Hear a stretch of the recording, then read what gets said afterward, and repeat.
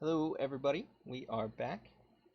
Where we last left off was that we had Professor Dragonblood handing out or presenting the Pokemon that everyone would be using in this tournament. We have Bry-Bry, who received a Rapidash. We have Kieran, who received a Mr. Mime. Josephine, who received a Snorlax. And Jefferson, who received a Poliwrath. What is everyone's first reactions to seeing your individual Pokemon? We'll start with Bri. Bry-Bry is taken aback by how majestic Rapidash looks. Um, the whole structure of Rapidash very muscular by nature, and so he is just completely in awe at this point. And Kieran. Okay, so Kieran's kind of like look um a little taken back by this creature. He's never seen a Mr. Mime before, and he's kind of looking this Mr. Mime over, kind of kind of a bit confused, but looking over at Mr. Mime's optimism, he can't deny that a bit of it kind of rubs off on him. So he's feeling confident going into this round. He feels like he'll do well with this partner. Awesome. Lugia made that one. He said what? You said Lugia Lugia made made that that one. one exist. Yeah. Lugia created Mr. Mime, not Ho. That's hilarious. Um, Uh-oh. Josephine, Oh, there. how did you feel Mhm. about your Snorlax? A little concerned that he's snoring right off the bat, considering we have things to do, but open-minded, for sure. Heck yeah. And Jefferson, how do you feel about your Poliwrath? Jefferson is feeling surprised. Um, just at kind of like how off the creature seems to him. He's not really spent a lot of time around uh water types. So, or at least especially not ones like this. So he's a little shocked. But he's hopeful that it won't be too much of a problem. Okay. What are your first impressions, everybody? Like, what emotion does seeing this make you feel? Is it exciting to have, like, from what Professor Dragonblood said, a fully trained Pokemon, one that's pretty, um, at least by someone respectable enough to be acknowledged by the Pokemon League to accept a loner Pokemon for rookies to be able to train with? How does that make you all feel? Honored. Uh, yeah. I think uh, Why did we know? I think uh, yeah. I would be kind of I mean, initially taken back by just like Mr. Mime and everything, kind of being a bit surprised. I've never seen it before. Moving past that, I think I'd be pretty excited, looking forward to what exactly this Pokemon can do. Um, but nonetheless, I do think that at the same time, Kieran would be a bit nervous because he imagined that he was going into this with El Chompo, and he'd be a bit nervous just because this is unfamiliar territory with him. Right. But he'd be excited nonetheless. He likes new experiences and stuff. So. These will be the Pokemon that you use for all 3 rounds of the tournament.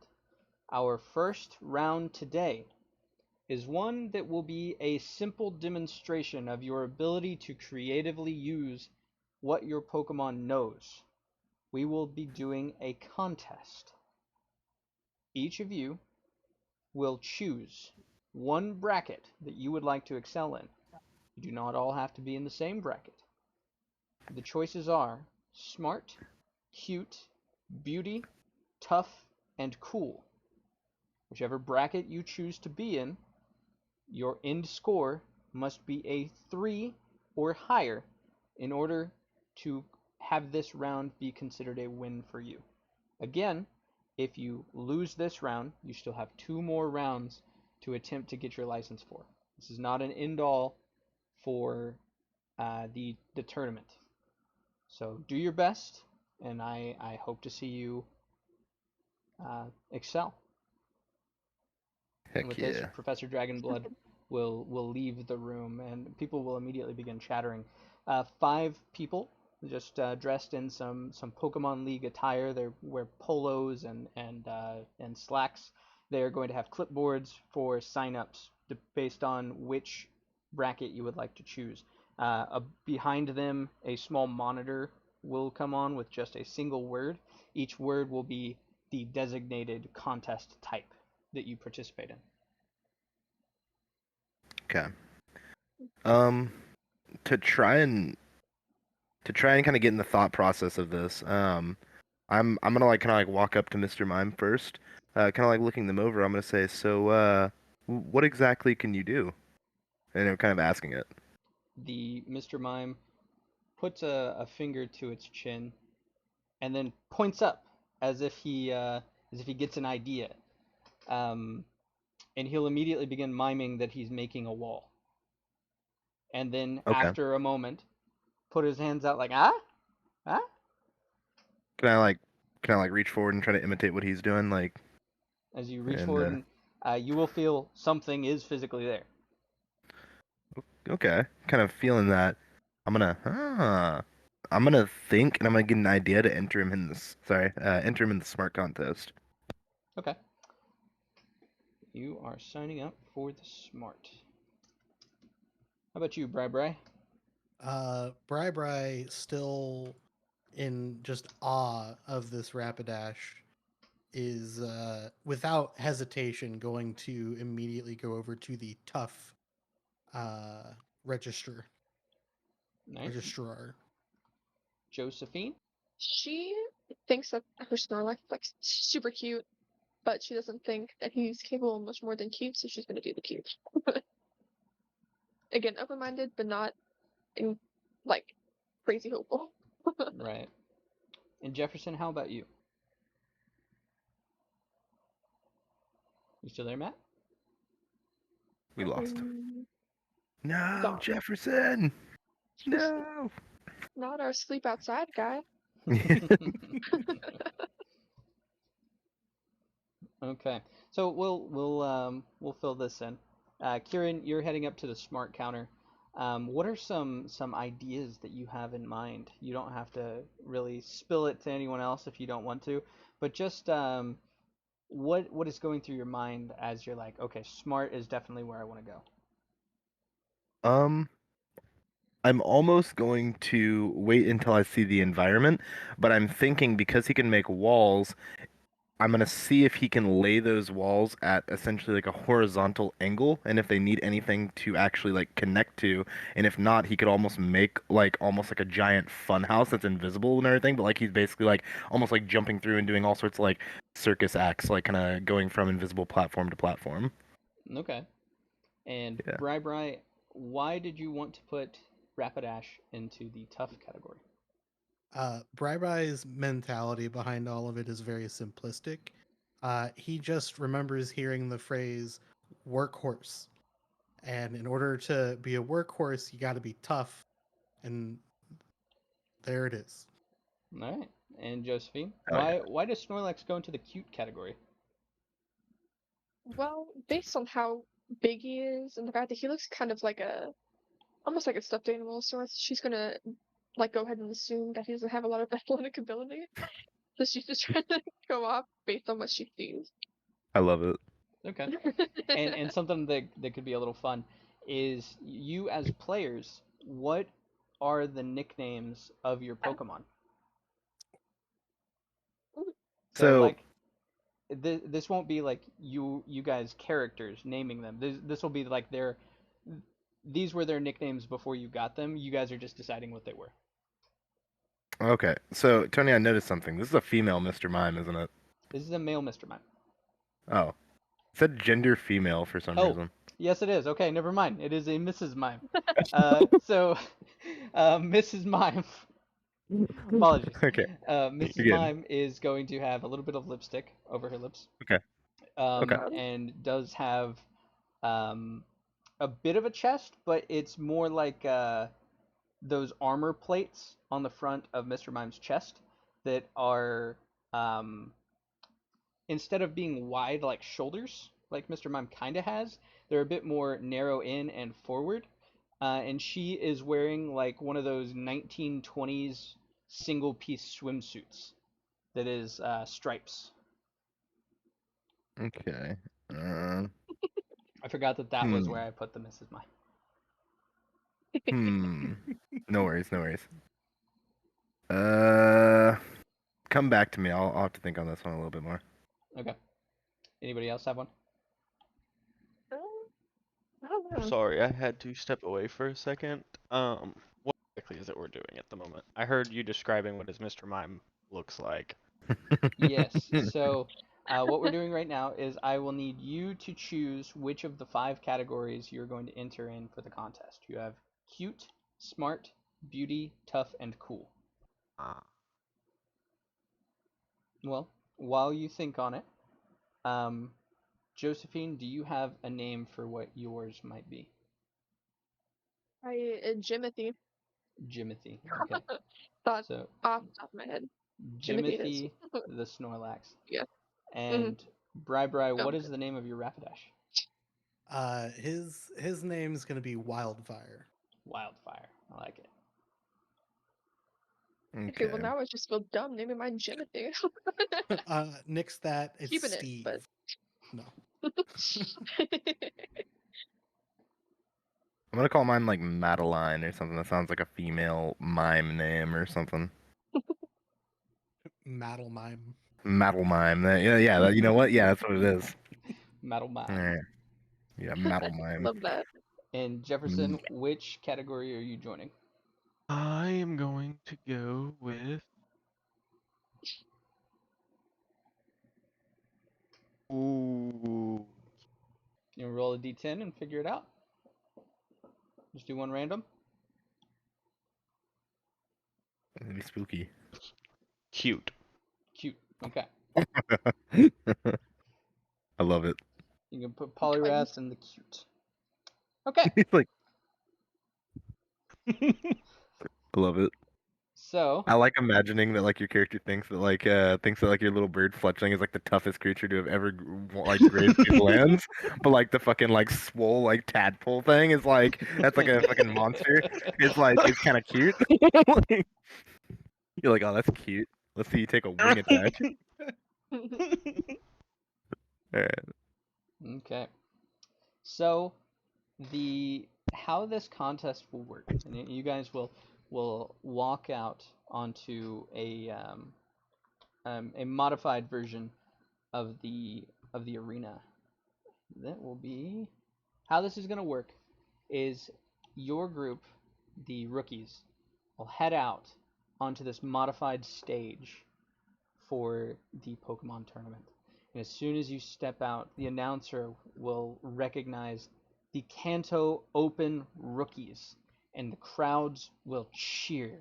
You're going to hear an enormous roar of hurrahs and people just screaming, people supporting their relatives and their friends, and some people just here to see the excitement of the show. All of you are going to feel larger than life in this moment, as thousands of Cantonians and other residents from across the regions of the world are here to see you in action. You'll step forth onto this narrow road, this bridge that's been raised up over a small channel of water, and you will see that you have quite a little bit to work with. Oh, that's cool. I like how you opened more of it up. Wanna kind of like look over there. So each of these stats that you, or each of these categories that you have chosen for your contest, they correlate to a stat. So for Josephine and Jefferson, you two chose the cute category. Cute is directly related to your speed stat. So we will get to how that translates in just a moment. But for Bry-Bry, tough, that translates to your defense. And Kieran, cool, or smart, excuse me, that relates to your special defense stat.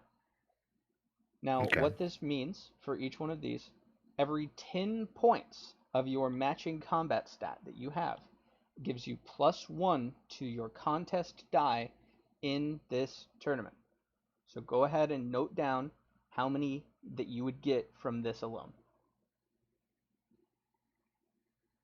Okay. This will be at maximum a bonus of 3. I should also state that if you have if you have 40, you are only going to get 3 because you only max out at 30. Okay. Once everyone has that, let me know.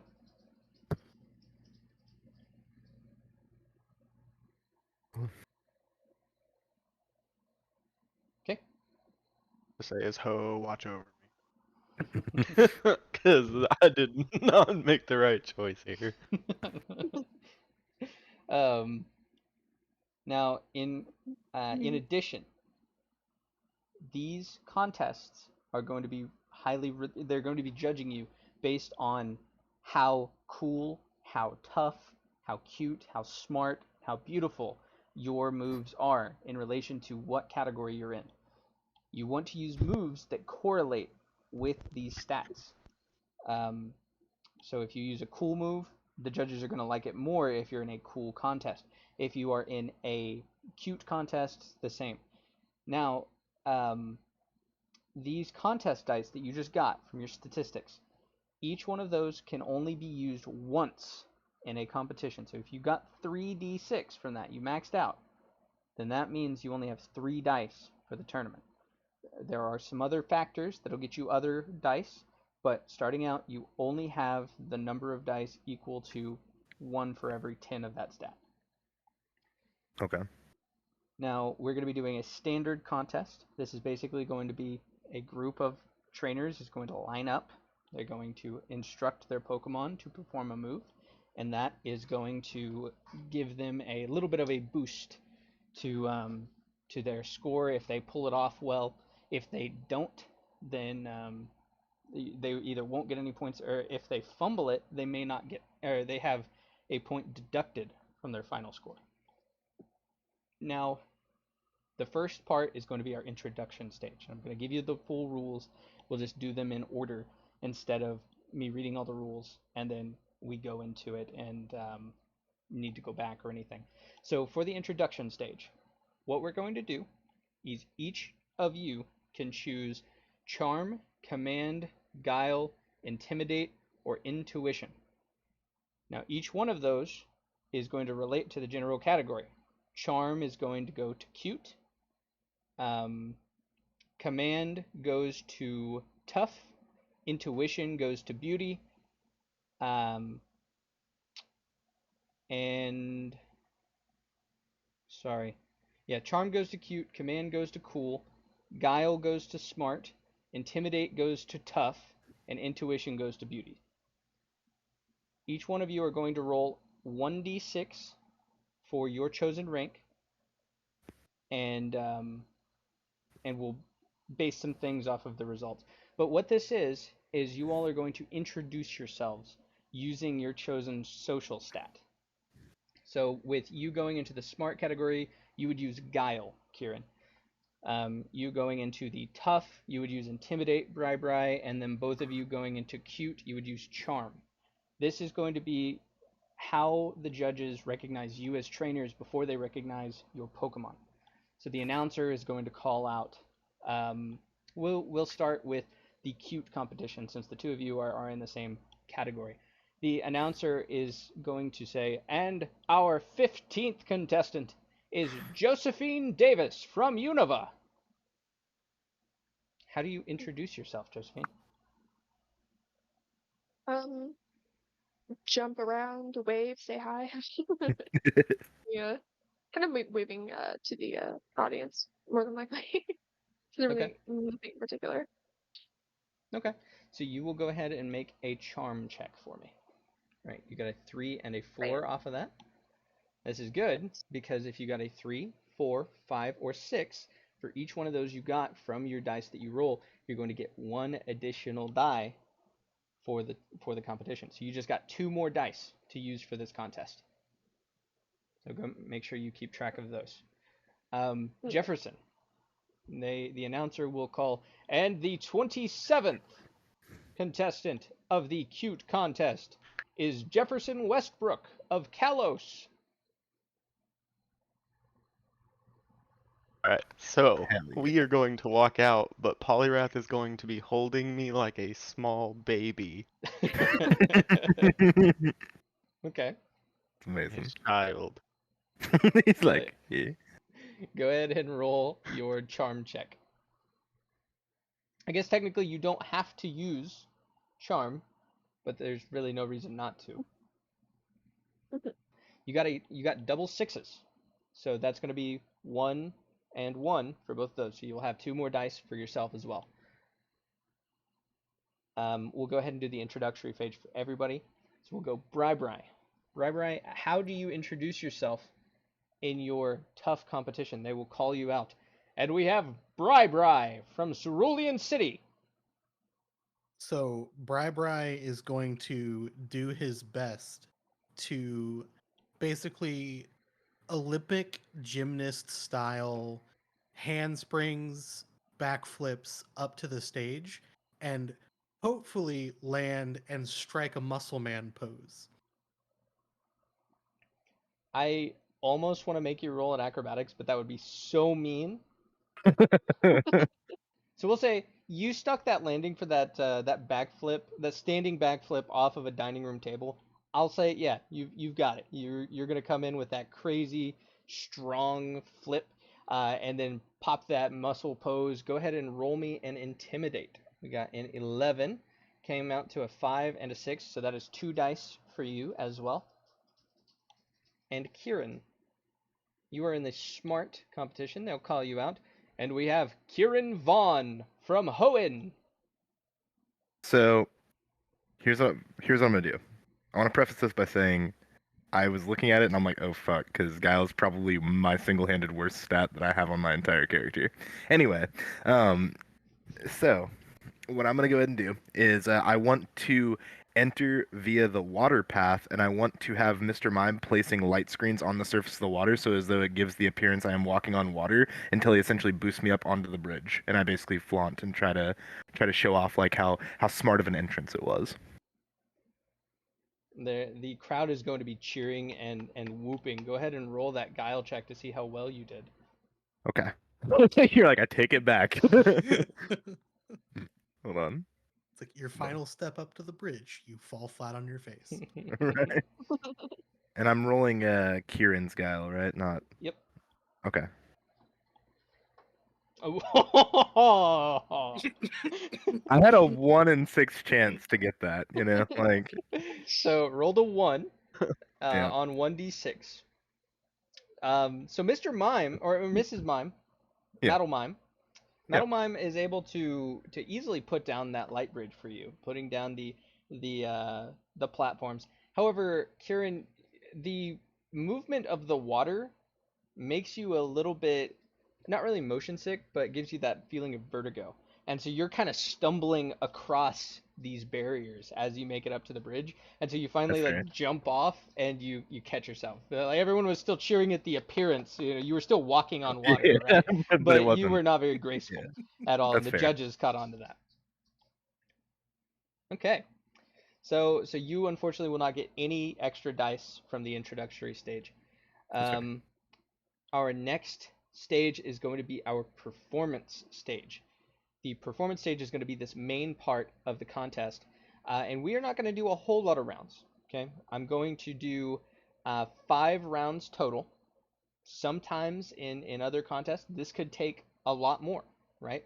It depends on how many participants are part of it. But because there's so many here, I'm going to limit it to just 5 rounds. So you just have to make 3 points across 5 rounds. One of these will be your center of attention. So each of you have gone through your introductory stage, and you set out for your performance stage. Again, we're going to have 5 stats or 5 rounds total. You only have to get 3 points across your 5 rounds in order to win this round or pass this round. We won't do traditional contest rules for the tabletop.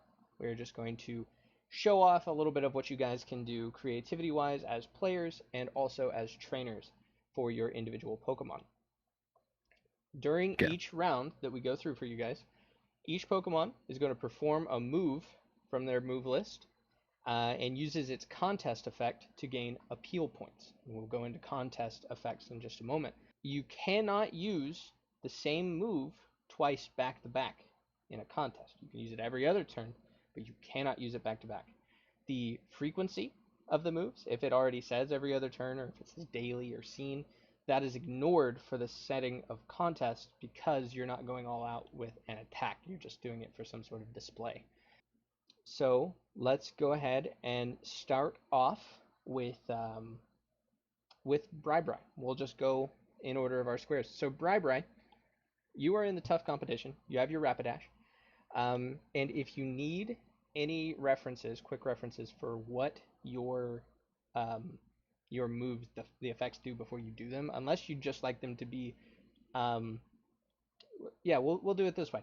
You won't know what these effects are since this is your first time ever doing a contest. This is your first time using this Pokemon, so you don't know what those special effects are. I will read them to you once you have used them.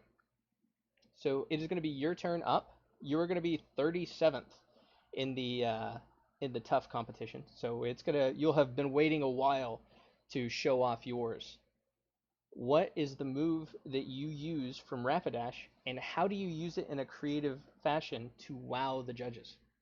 So just to make sure, so like Bry when receiving Rapidash would have been given a list of known moves, correct? Yeah, you would have been given a brief little rundown, I would say, like a Okay. little note card of like, "Hi, my name is Wildfire. I know these moves." Yeah. Okay. So what Bry is gonna have Rapidash do is he's going to say that um Wildfire, juggle your flame wheel with your hooves. And the Rapidash is gonna kind of roll over on its back, cast flame wheel, and kind of like circus trick, like juggle the flame wheel in motion. Hell yeah. Okay. So what we do to see if you actually succeed is you are going to roll a number of d6 that you would like to wager, quote unquote, on this roll. Okay? If you do not roll a die at all, then you don't gain any points. Okay? You have to roll a die if you want to be able to attempt to gain points. Otherwise, you just lose the round. Um, so you'll roll a number of d6 up to whatever you want to use. You have 5, right? I Or how have many do 3. you have? 3. Okay.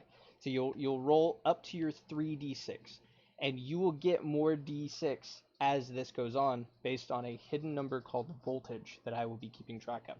Okay? Okay. So go ahead and roll the number of d6 that you would like to gain, or that you would like to wager on this. Okay.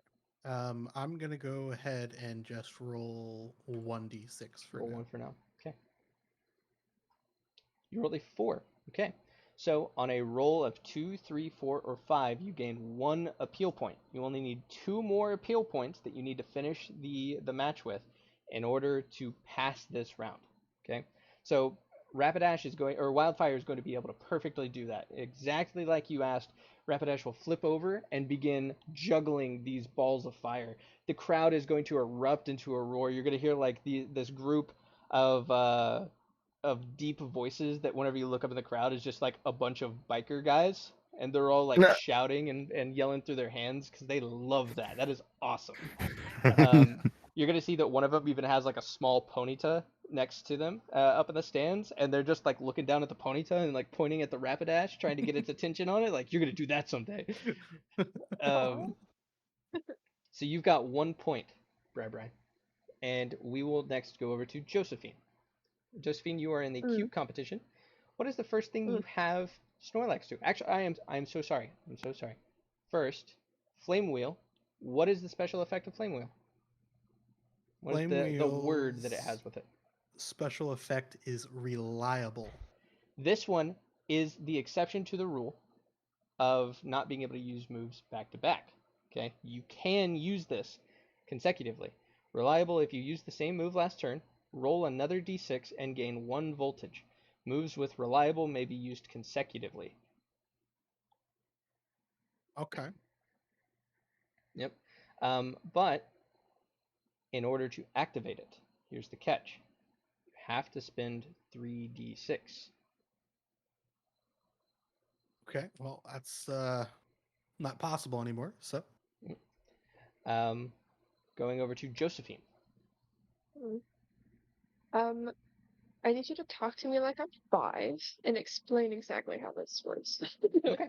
So you'll look at the moves that you have available for Snorlax, Right. or for Jimothy.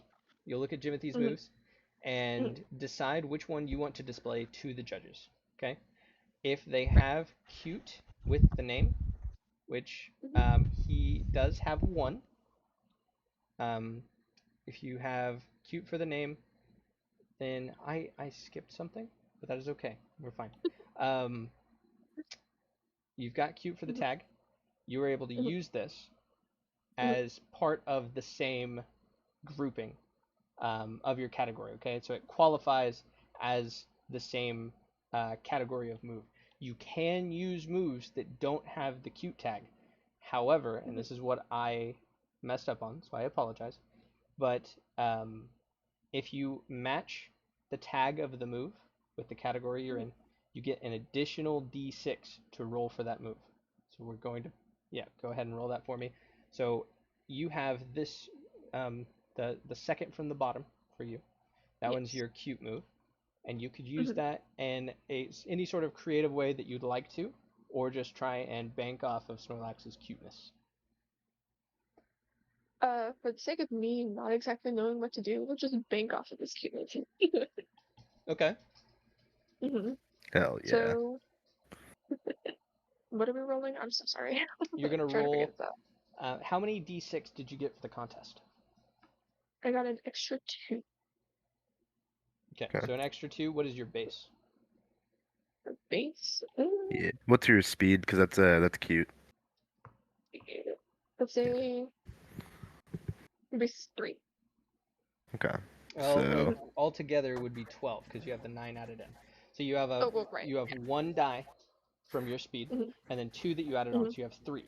Since you're Mhm. using the move that has the cute tag, however many Mhm. dice you roll, you get to add an additional d6, or you can just let the move itself be the d6 that you roll.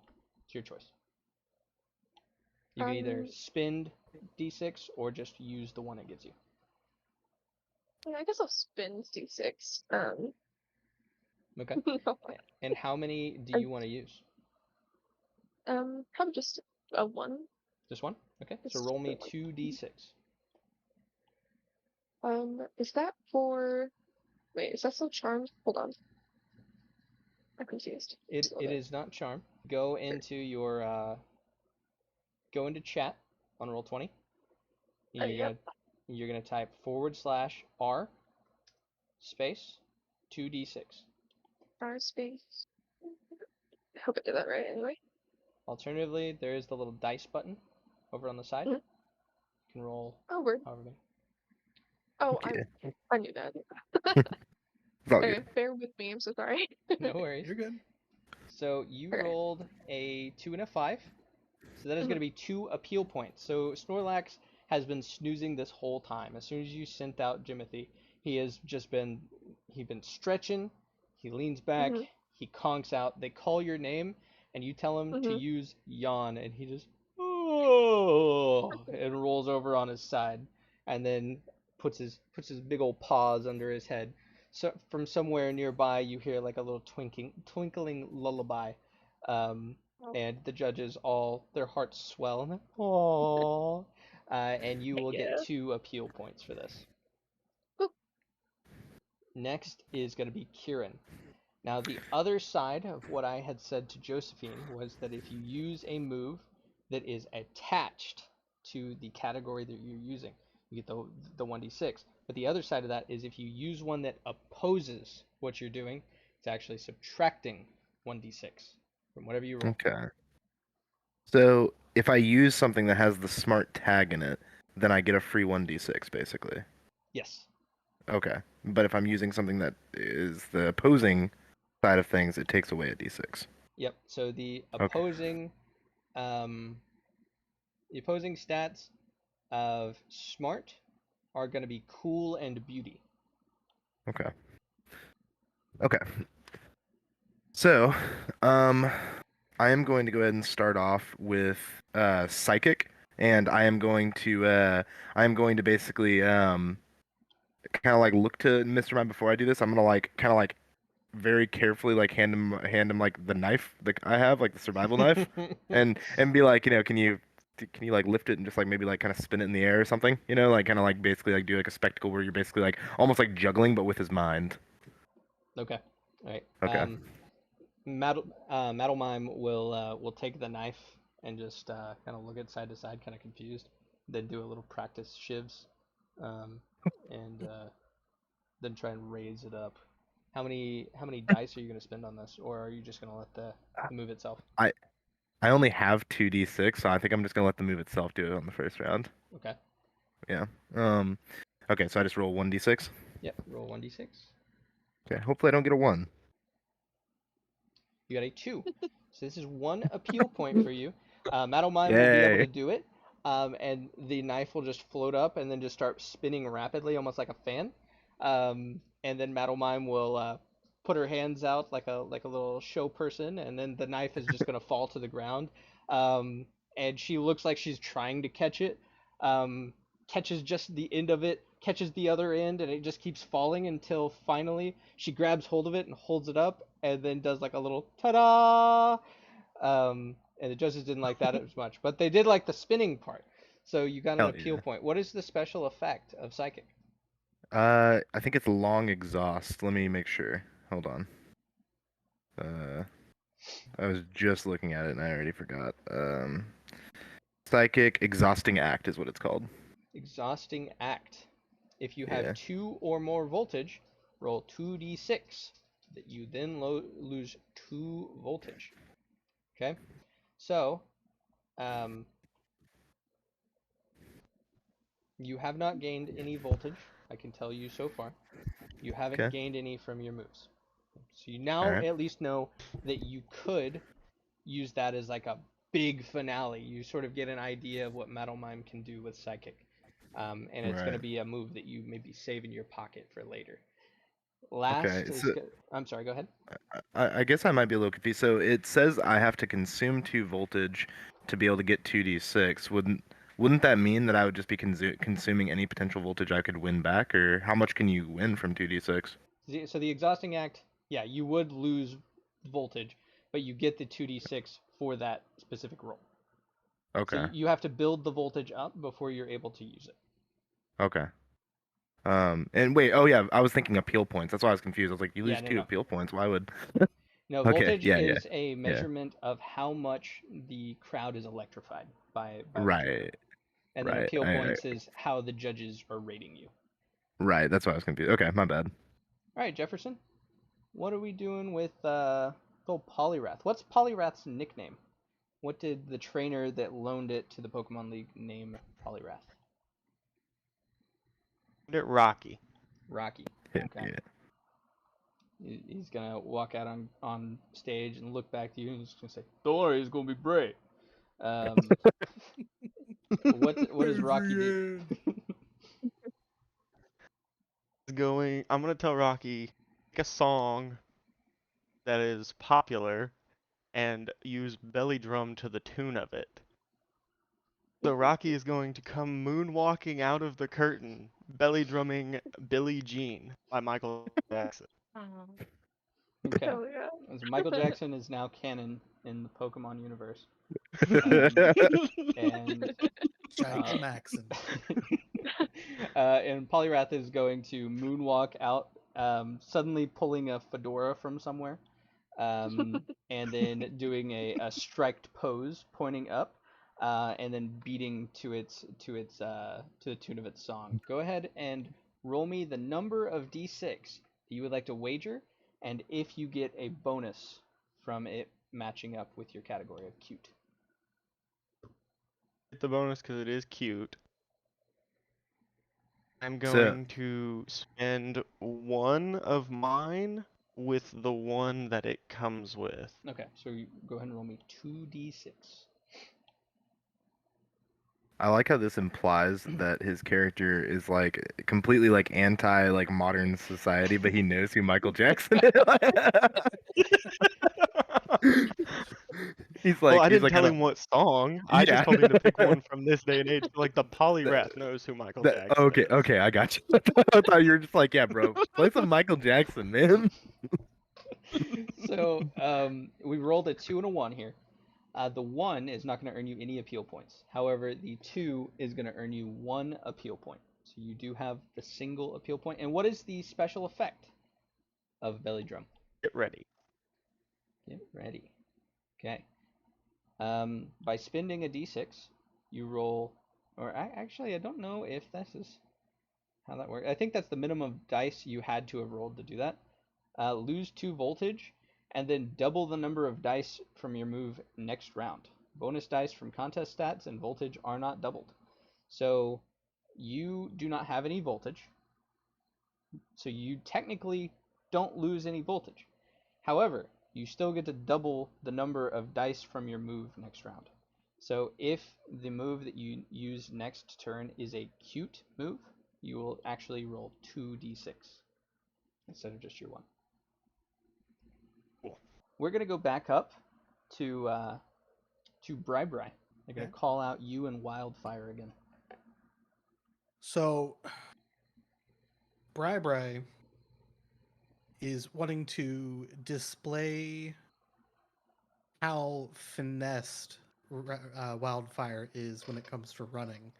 So he's going to instruct Wildfire to use agility and attempt to make as many 90-degree turns as possible. Okay. I'm going to put up 1 die again. And it is a cool move, so therefore It is it, it's an allied move. So it doesn't gain any dice and it doesn't lose any dice. You rolled a 6. The big thing about rolling a 6 is that is 2 appeal points.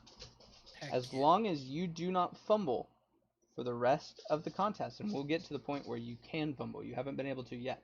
But as long as you do not fumble for the rest of the contest, you could earn no more points and you will pass. So Wildfire, as Wildfire is using agility, the fire is going to be flaming off of its hooves. It's going to be running, and just like you asked it to, making 90-degree angles just very, very quickly.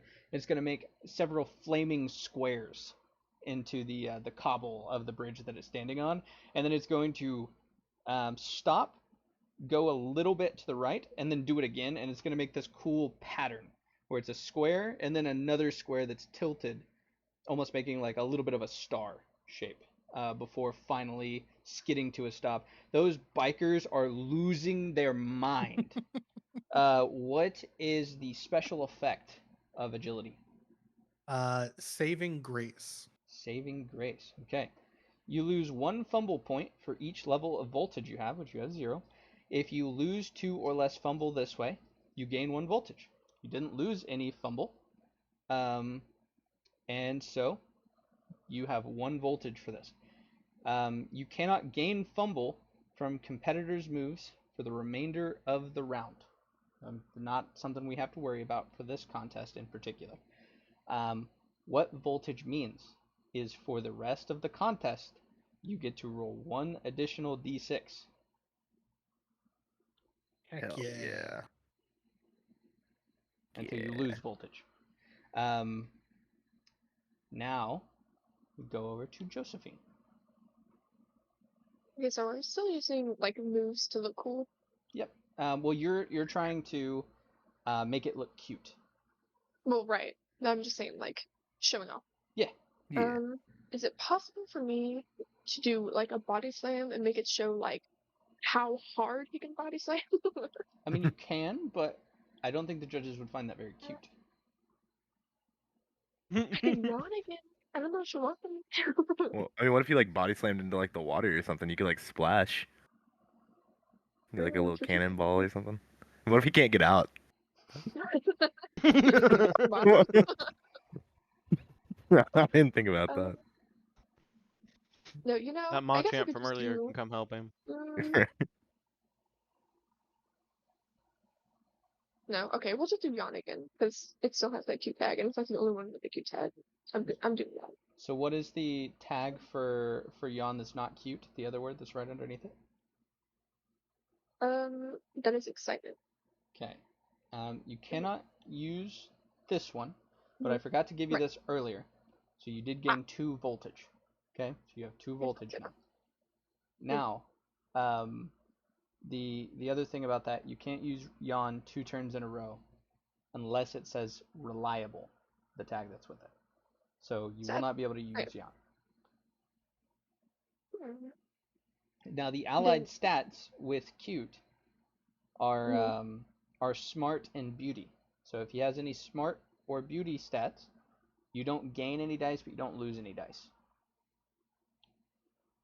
Okay, I have one that's cool, and the rest are tough, unfortunately. Okay, so those are the opposing stats. So whatever you use from those moves, it'll be minus 1d6. You already have 2 from voltage, so you're still going to be able to roll 1d6 no matter what, even if you don't wager any dice. I don't understand what crunch is, but that sounds good.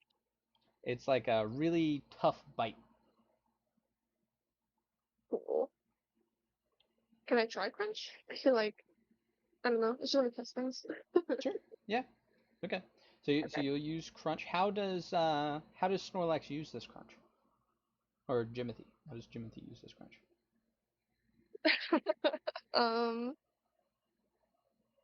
What's Saving a your way that you breakfast can from use earlier. crunch to look cute? You gotta eat a Just eat a Breakfast toss him from like this some morning bamboo and or make him something. eat it. Yeah. Oh my gosh, I don't Because know. none of us said we actually finished breakfast except for Yeah. True. and I could pull a little snack out of my pocket and have him sit and eat I'll Chompo finish my breakfast for me. Okay. it. Do you want to roll any dice along with this, or do you just want to use the dice that you have from voltage? I can just do the dice I got from Voltage, I think. Okay, so roll me 1d6. So he's going to what food did you give him to eat? I'm gonna take some of that like bacon from breakfast, I would say. Okay. He's going to have several strips of bacon in his big paw. He's just going to be chomping down on it like a panda with bamboo.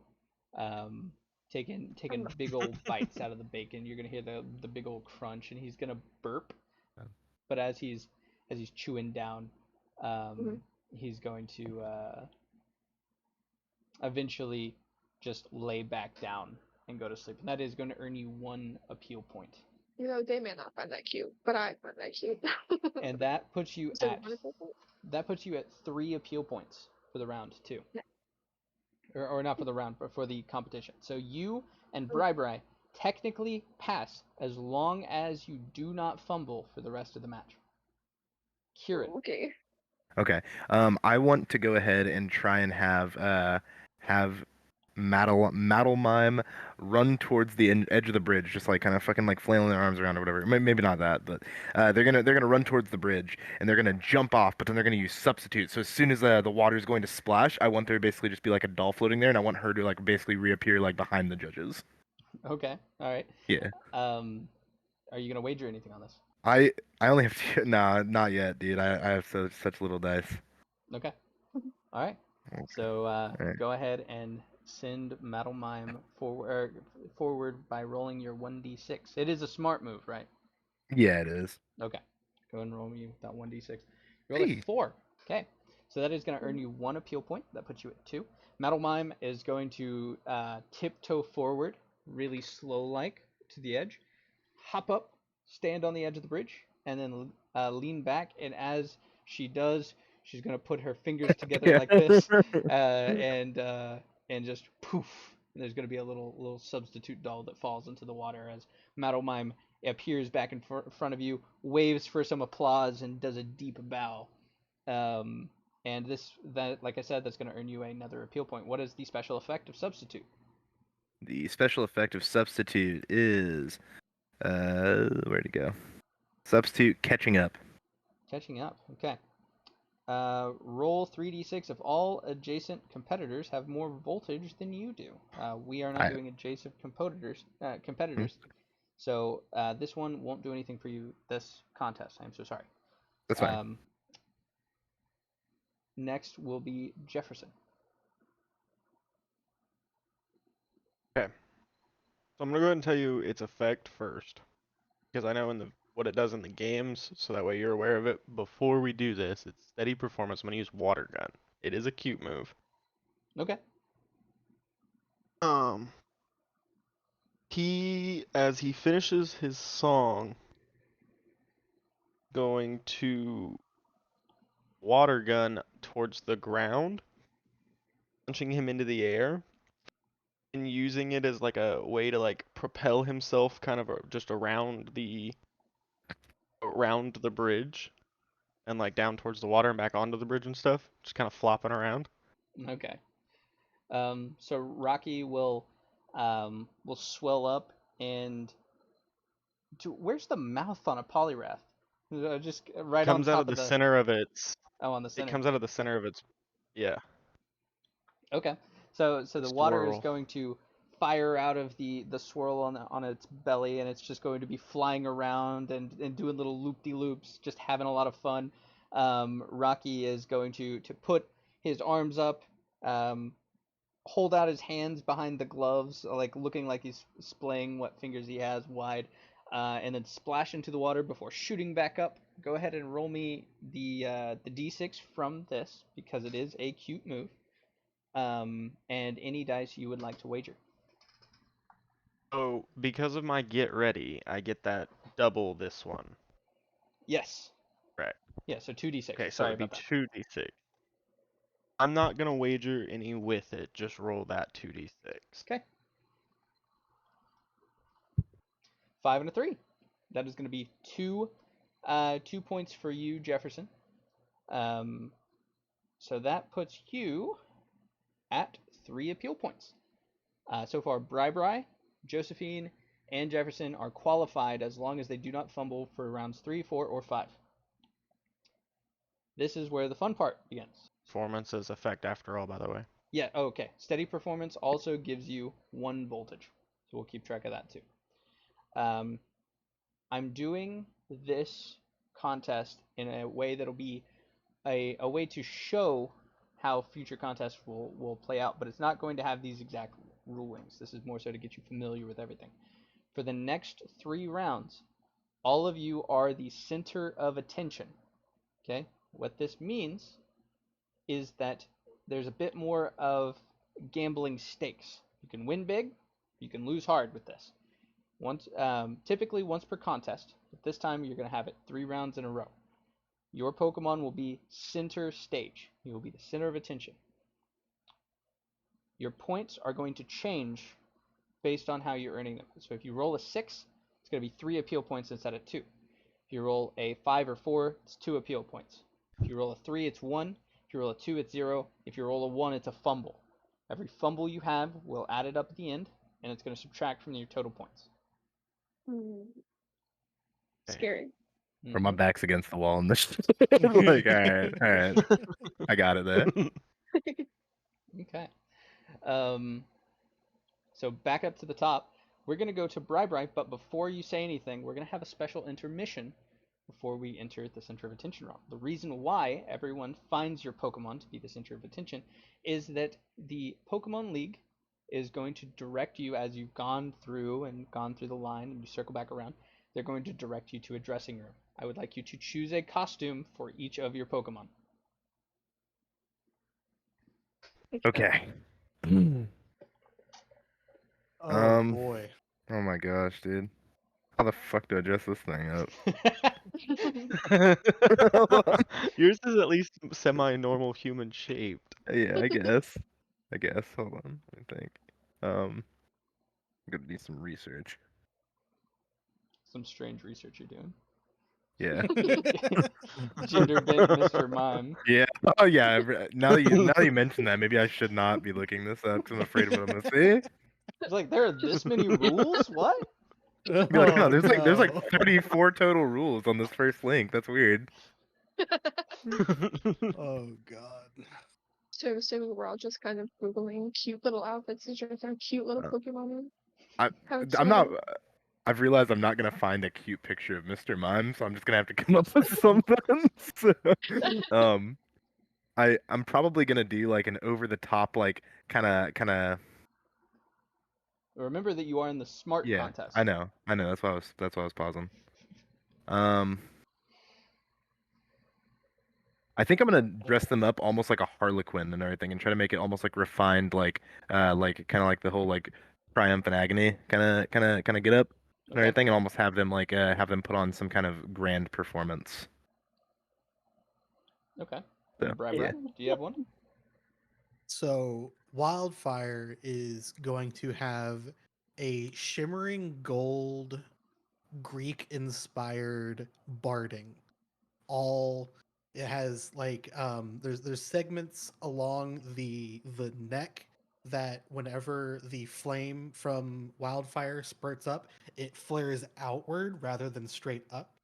And it's going to be kind of reminiscent of how you would think of someone like Hermes. It's going to be fairly thin barding, but still sturdy nonetheless. Okay. All right. Josephine, what is Jimothy wearing? So I'm gonna play on the fact that he's a Snorlax, right? And that, his thing is like yawn and he's got all these little things. So since he's kind of a big guy, right? I'm thinking zip up footy pajamas, right? And I like to think that it has like a little duck pattern on it, and like the base color kind of matches his base color. And Okay. he's gonna wear big old duck slippers. I love Really it. playing on the cute and the Hell sleepy. yeah. Love it. Thank you. Jefferson, what is Rocky wearing? He is. All right, hang on. So, Polyrath's feet are white, correct? I believe I so. I think they're the same color as the rest of it. They are. Okay. Yeah. All right, that's fine. That's Okay. fine. All right, so he is wearing black leather pants, a black leather jacket, and he's brought the fedora back. Okay. So Jefferson told him that he clearly has no sense of fashion to be helping him in this manner, but he really liked the song he played earlier. So he was like, pick something that seems like it would go with what you came up with earlier. And that is what Polyrath returned with. He's got blue glove over his hand to kind of match his skin tone. And then he's still got that one that's just normal, it's the white glove. is uh is Jefferson going to go throughout the rest of the campaign like touting that Ho-Oh gifted the world with Michael Jackson? I hope so. Probably. All right. So we've got Rocky's get up. He's dressed like a pop star. We've got Metal Mime dressed like a Harlequin. We've got Jimothy dressed in his big old feety pajamas with little side ducks. Or would you say they're side ducks or would you say they're ducklets? Um, hold on. Quietly Like looking which up what one is either of those cuter? are. I gotta figure out which one's cuter. Oh yeah, Only it's the Ducklet. ducklets. It's Ducklet. Okay, so um, covered with okay. ducklet pattern feety pajamas with big Yes, old ducklet slippers, and absolutely. then we have Wildfire with the Greek inspired branding to make the mane even more magnificent. So again, center of attention, high stakes here. There is a chance to lose points, but then there's also a chance to win big, get a lot of points. You only have to get three even if you fail, you still get to go on to the next one, but you only have to get three to get your license just off of this one. So starting with Bry-Bry. Okay, so entering onto the cobblestone bridge, he's just going to immediately instruct wildfire to flame charge across and essentially kind of fill the bridge in a um, video game snake like fashion. And so he's going to go up, down, up, down, up, down, and then wiggle back and forth through the last final bit until he's back at the end of the bridge. I dig it. I dig it. Is that a tough move? It is a tough move. Okay. Are you going So to that wager any? plus my voltage, I have 2d6 already, so I will not be wagering anything. Okay. So you'll get to roll. Is the 2d6 from one voltage and one die, or do you have two voltage? I have one You voltage, have one so voltage. 1 voltage and then the tough die. Okay. That is a 5 and a 1, or a 4 and a 1.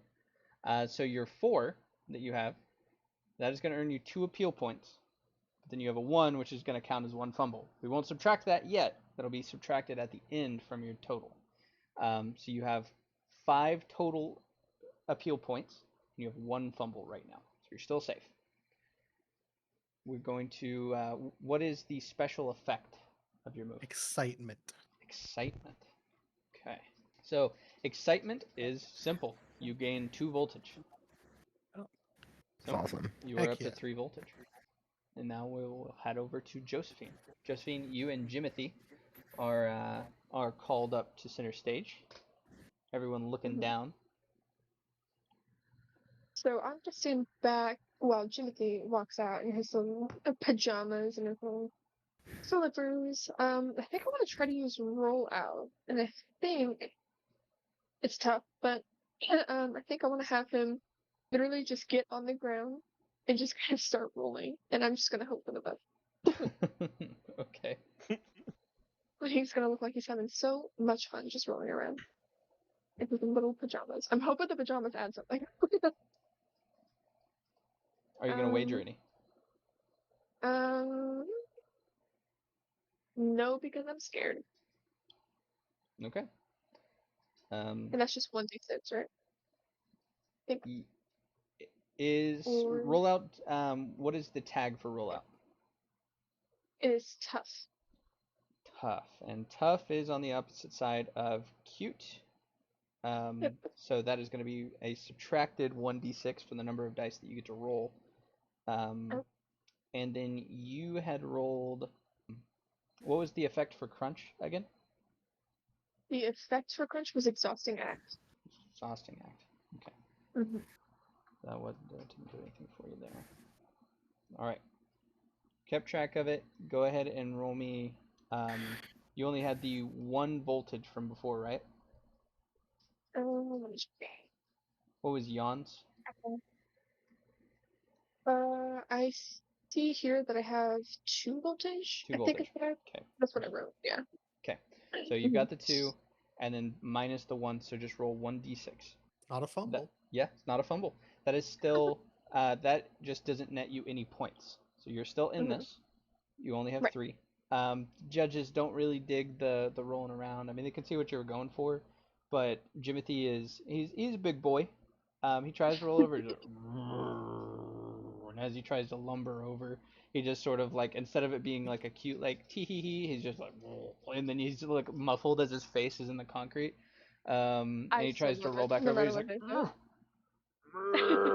and he can't get back up until he finally just like sits straight up, and then he's out of breath. I love that for him though. I just imagine the Futurama episode with Fry getting rolled around. All right, Bender. kicking it over to Kieran. Right. So I want to. You said cool and beauty are on the opposite side of smart, right?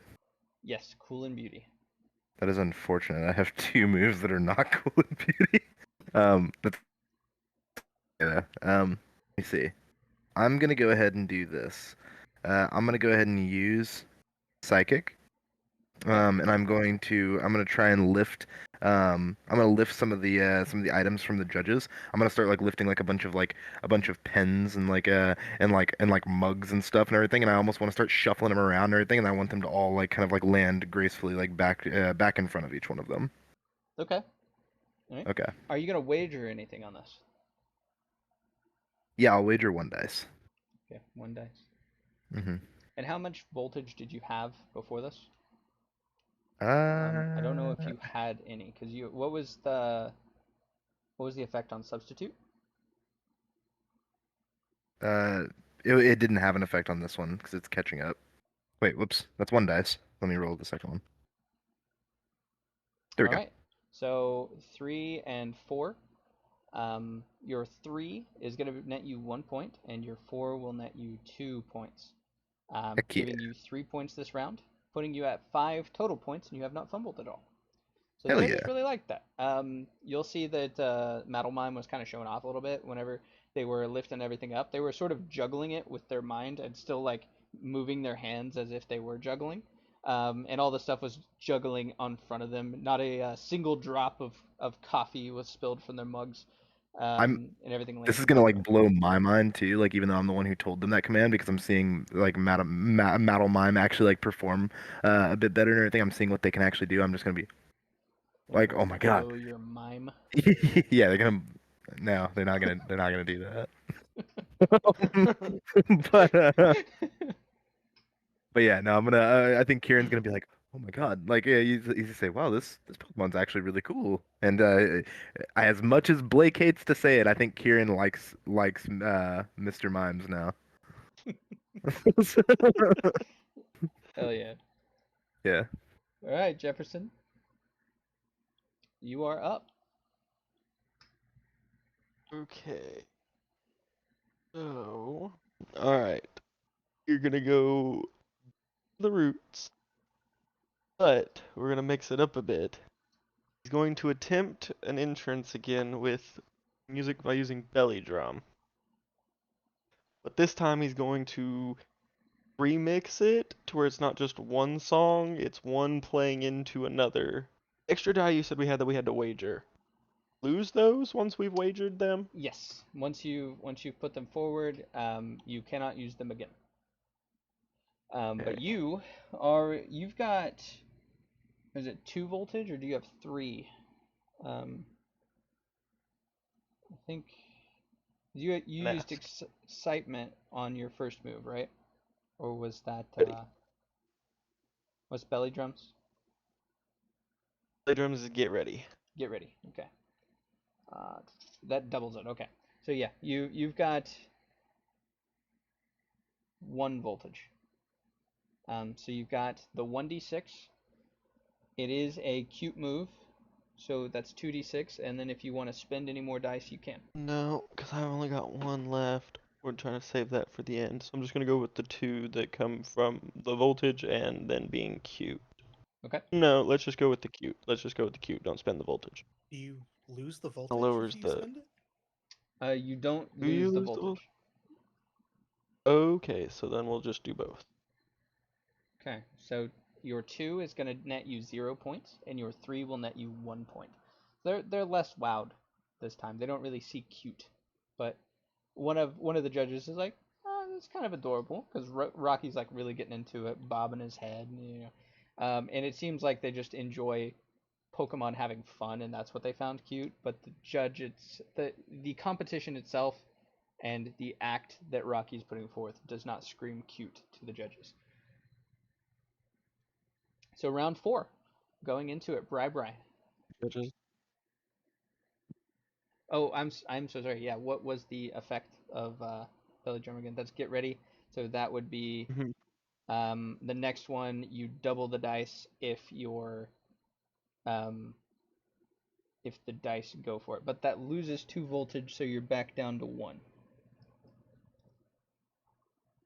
or back down to 0. Apologies. Okay. So 0 voltage, and then if you use a cute move next turn, you'll be able to use 2 instead of just 1. Now it's Bry-Bry. Um, Bry-Bry. What is Wildfire gonna do? I think we're going to go to take down. I'm trying to figure out how we're going to utilize that in this setting. Um, I think what Wildfire is going to do is go to the middle of the bridge, use takedown on one of the center, um, the pillar structures that are right there, and try to utilize takedown to break that off to fall into the water. Okay. All right. Hell yeah. Okay, so let's see here. You have Takedown. 3 voltage. Yep, 3 voltage. Takedown is also a tough move, so that's 4d6 without wagering anything. I'm going to go ahead and obviously use all of those. Dang. Okay. So 2, 2, 5, and 6. So the 2s don't get you much, or they don't get you anything. Sorry. The 5 is going to net you 2 points, and then the 6 is going to net you 3 points. So you just earned 5 appeal points off of this one performance, bringing up your total to 10. And Wildfire is going to do exactly that. Charge forward towards one of those pillars and slam its horn directly into it and knock it off into the water. It's not just going to be like we cracked the rock and then it just slowly timbered in. It's going to be a launch of it. It's going to be sent flying several feet before it splashes in. Those bikers, you are making their dreams come true. They are freaking out over this Rapidash right now. Heck yeah. You currently have the highest amount of points in the competition. Hell yeah. By a decent amount. Over to, actually, what is the effect of takedown? Sorry. Steady performance. Steady performance. That gives you another voltage. Okay. Sweet. I don't Over, got none of that. over to Josephine. I still don't have an idea for body slam, so can I use rollout again by chance? Yeah. You Okay, just can't use so the I'm gonna same try move that. 2 times in a row. Gotcha. So I'm gonna try that again, but this time hopefully he's able to roll forward and do It's, something extra cute for that. I you can hope. do a I don't know. little somersault. Yeah. So you've got 2 voltage. What Mhm. kind of move is rollout again? It is tough. Is a tough, so that's going to be -1. So you have 1d6. Would you like to wager? Sure, why not? How many? Let's see, I have 2 die. I'll just do one. Okay. So roll 2d6. Ooh. Okay. So a 3 and a 1. Good. The Mm. 3 is going to give you 1 point. Okay. Mhm. Then your 1 is going to give you a fumble point. So he is going to do. It's going to take him a little bit of a wind up. He's going to have to rock back and forth a couple of times, then reach for his feet, and he's going to do a single somersault, and then weakly put up his arms out of breath, Oh, like a ta-da. poor guy. And Jimothy, a couple of the judges they're clapping along. You guys have 5 judges total, and I would say like 3 of them were like, "Aw, you tried," and then the other 2 are like, no," and then that's not But cute to I me. still pass. It's fine. What We're is the getting somewhere. special effect of rollout? Reliable. Oh, reliable. Mhm. Reliable lets you use it. Um, lets you use it multiple times in a row. The difference is if you use rollout again next turn, you get an additional 1d6 and you gain a voltage. Interesting. So you actually are able to compound it if you wished. Over to Kieran. Okay. So for this next trick, what I'm going to do, I'm going to announce to the judges and say, prepare to be wowed, and I'm going to go ahead and use the rope in Kieran's inventory. I'm going to try and bound Madeline. I'm going to kind of wink, like they know what the plan is and everything. I'm going to say, substitute. And I'm going to go ahead and kind of back away. I'm going to ask, I'm going, how do I do this?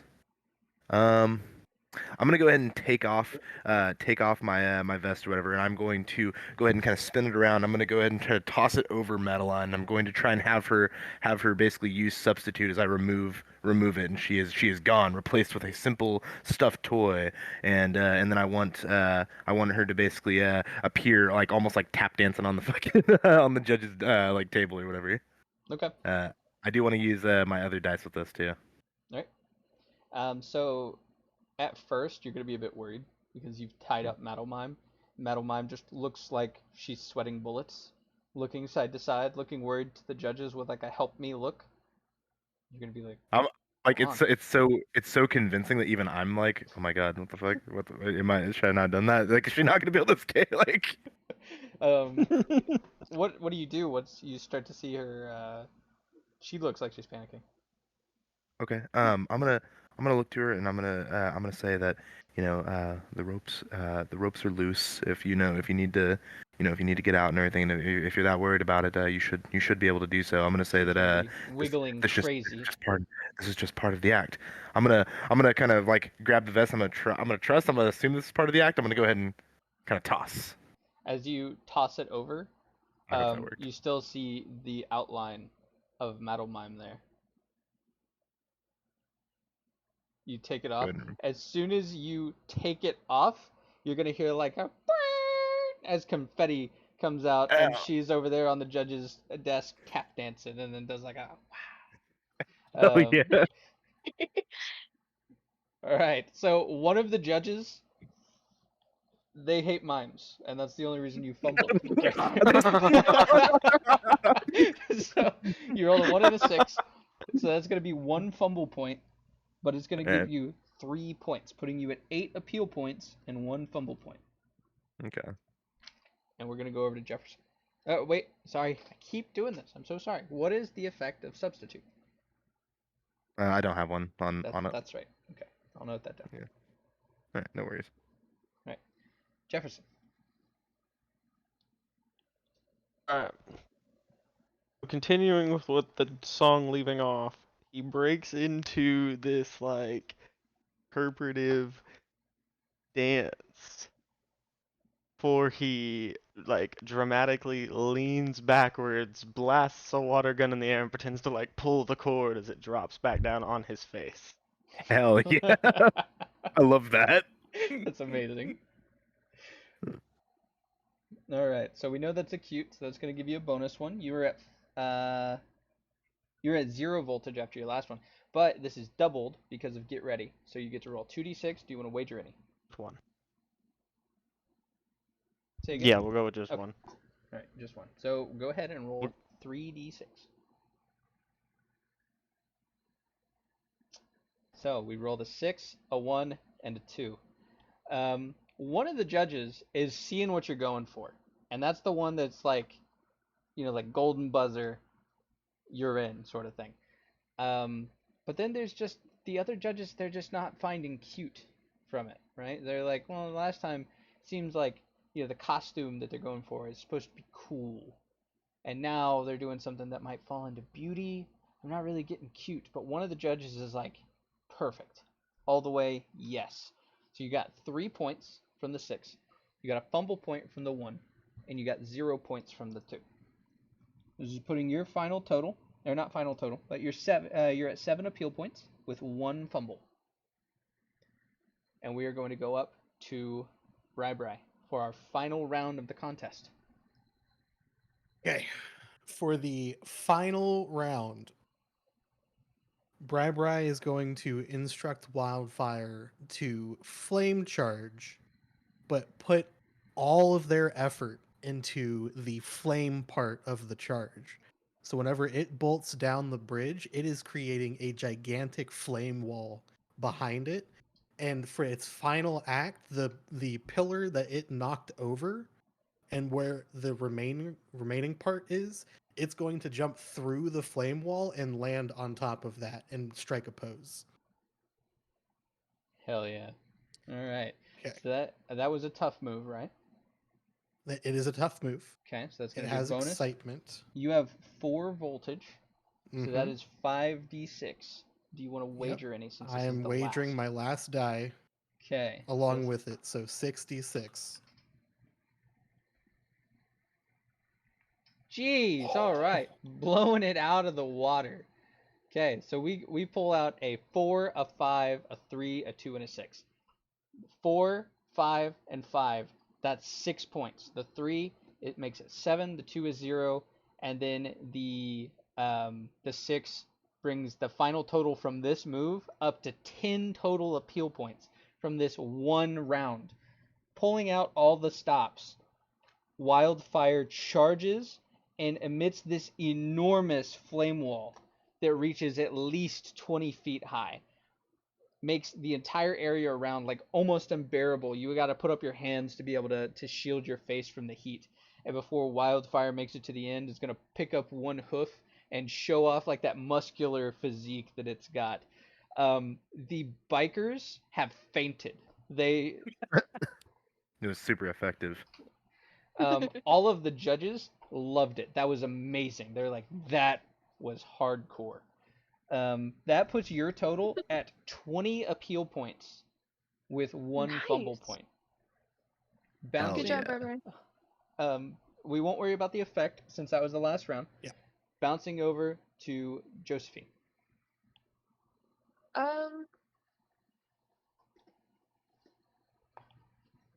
So I can use Yawn now, right? Yes. Because it's the only one that has cute in the tag, and I want to make sure that I end this on a good note. Okay. So I'm gonna use Yawn again. I'm thinking that he probably just gets on the ground, curls up after stretching, yawns usually. How many did I roll for that again? Because I'm not gonna wager anything for this one. That's going to be a total of 3, but this is the final round, so if you did want to use your last die you can. Yeah. We'll just All right, so you're going to roll 4d6. Oh. Oh, okay. Hey, this is all right. It's all right. So you got a 4, a 1, a 1, and a 4.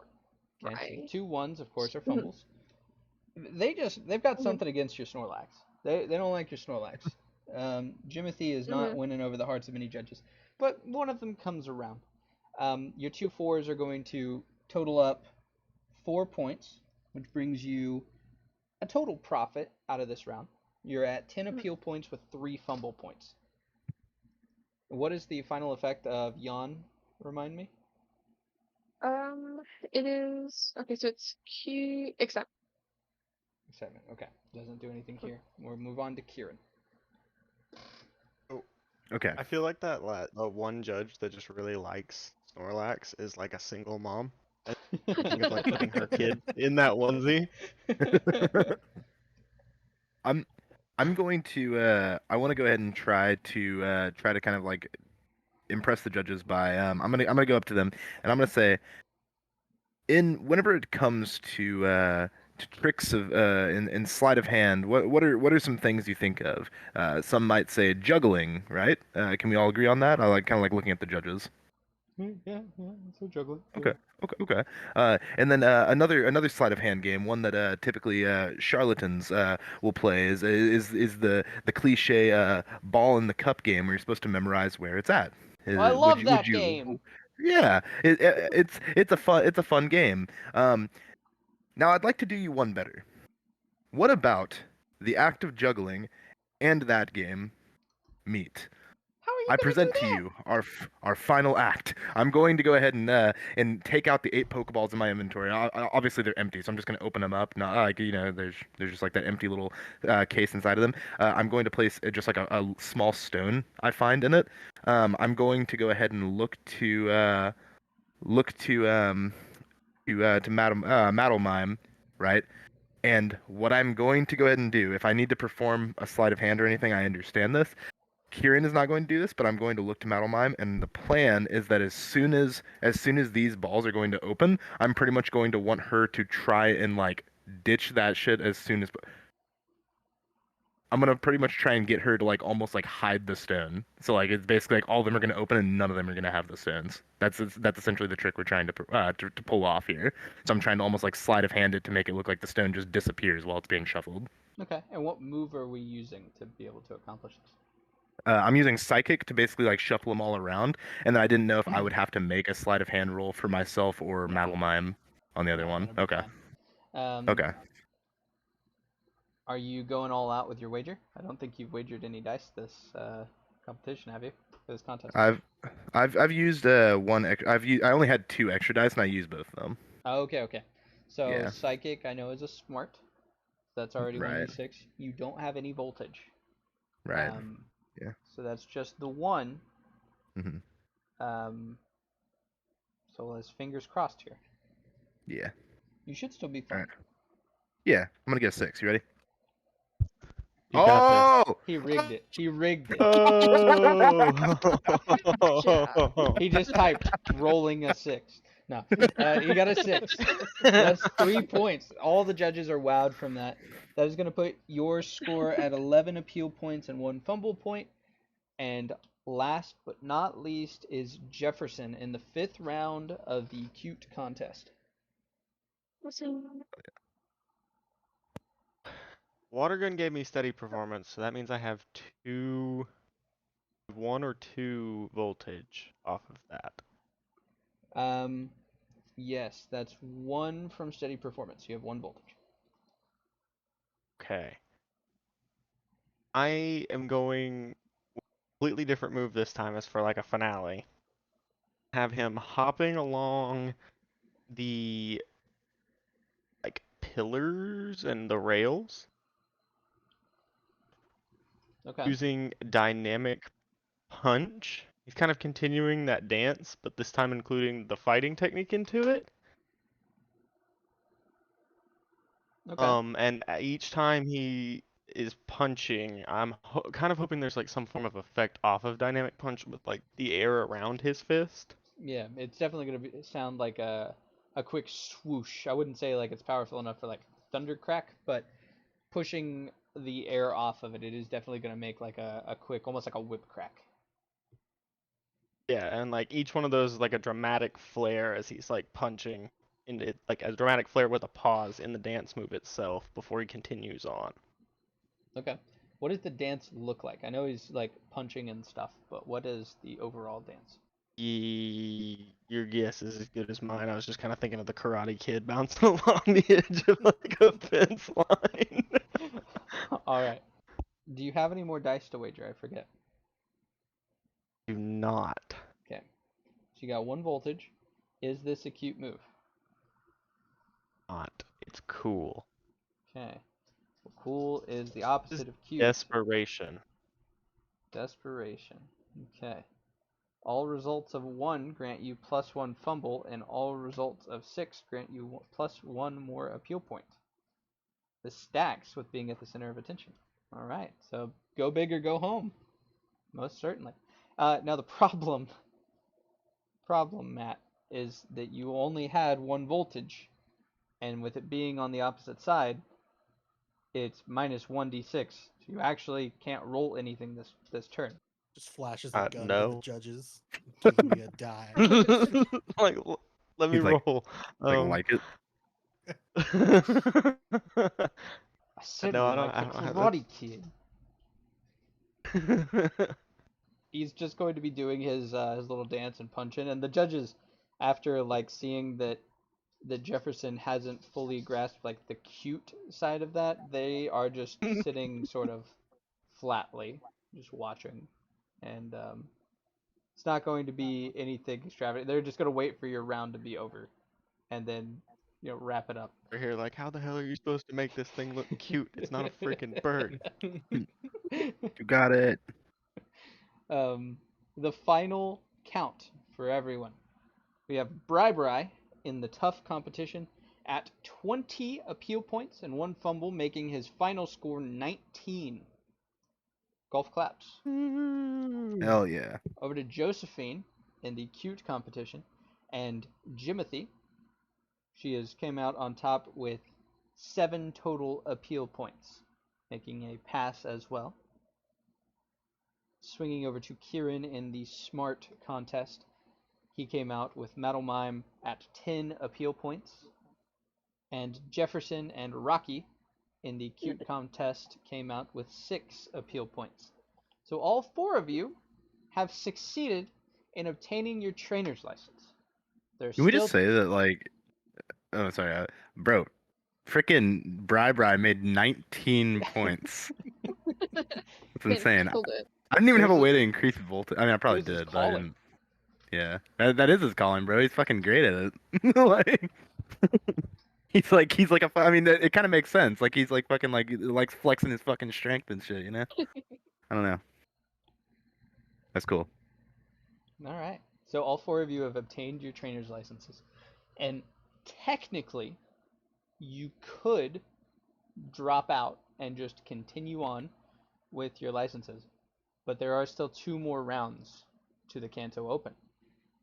The winner of the third round is gifted not only their trainer's license, but also a sum of money, an item, and a starter, as Professor Dragonblood told you. The contest of day one round of the Kanto Open will come to a close, and the crowds will disperse out, giving you one more round of applause as each one of you is announced winners in your respective contests. Now, you're not the winner of the whole contest, but you passed. So everyone's going to cheer you on, and then after it's called, everyone begins to leave.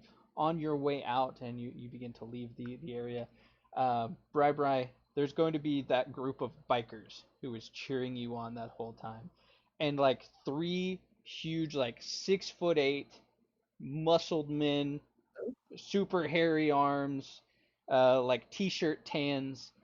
They're going to come up to you. They've got like the black helmets on. Three of them are crying. Okay, there's a Ponyta next who is like sort of like looking shy, embarrassed. Um, and the one in front is gonna say, "You did so good out there, brother. Thanks, little bro. Appreciate it, bud. You made us Everyone's just so holding. proud. It would make us so honored if you would take this." They're gonna hand out a biker vest. That on the back Oh, Oh, yeah. hell says yeah. says the Wild Bee Let's Drills. go. The wild bee drills. That's sick, dude. Hell yeah. I'm just gonna hold it out and just admire it. And I'm like, dude, this is the coolest fucking thing I've ever received. Like, The it's guy an is like, honor. his bottom lip is gonna swell up. He's gonna be, "You really think so?" Absolutely. Ew. Oh, and he's gonna go in for a hug. Oh, he's gonna bear hug him right back. The other two guys are gonna group hug too. They're gonna say, "You ever need anything and you ever get in any trouble, you're our shield, brother. Road warrior. You call out for me, Alvin. These my little Oh, yeah. chipmunks. I knew it. I fucking knew it. I was like, hold up. God. I don't know what chipmunks are, but I came up with that word." Bry is gonna just like stiff expression, just nod really tough, and then he's gonna kneel down to the Ponyta and just be like, "Yo, little bro, you're gonna do that someday. Like, there's no doubt about it. You're gonna be big." The ponytail is gonna like look up, and its eyes are gonna close. It's gonna give a big old smile. And it's gonna do like a little trot in place. Yeah, do your fucking happy dance. Josephine is bawling.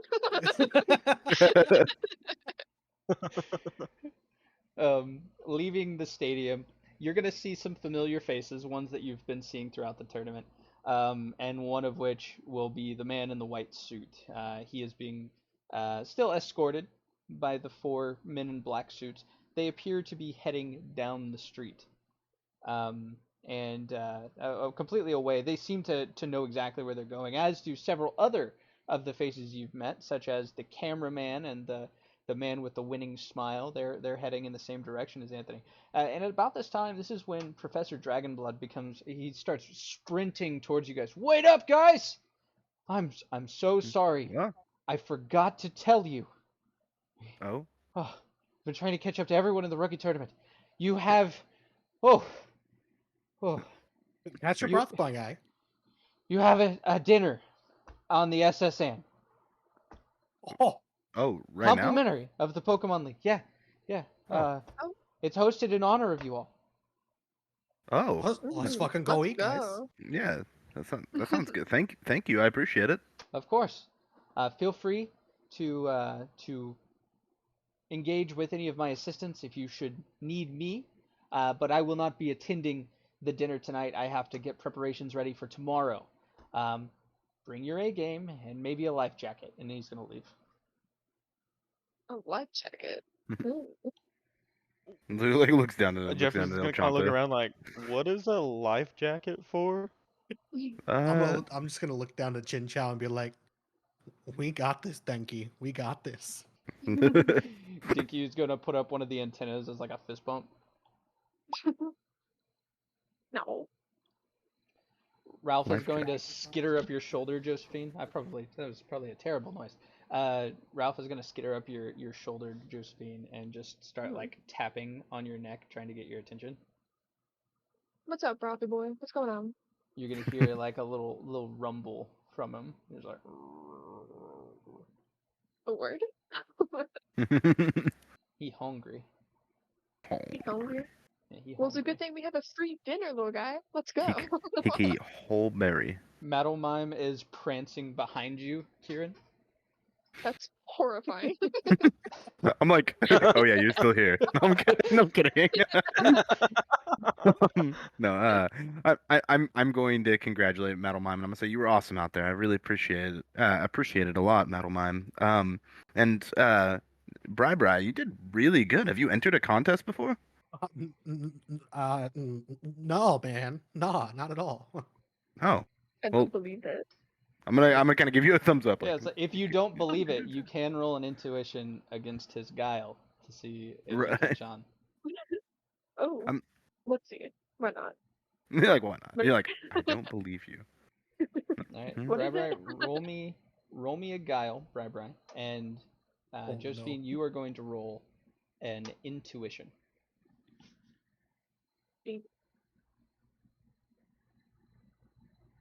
Oh, You're like, okay, maybe he's just shy, right? He doesn't like being. can't even try.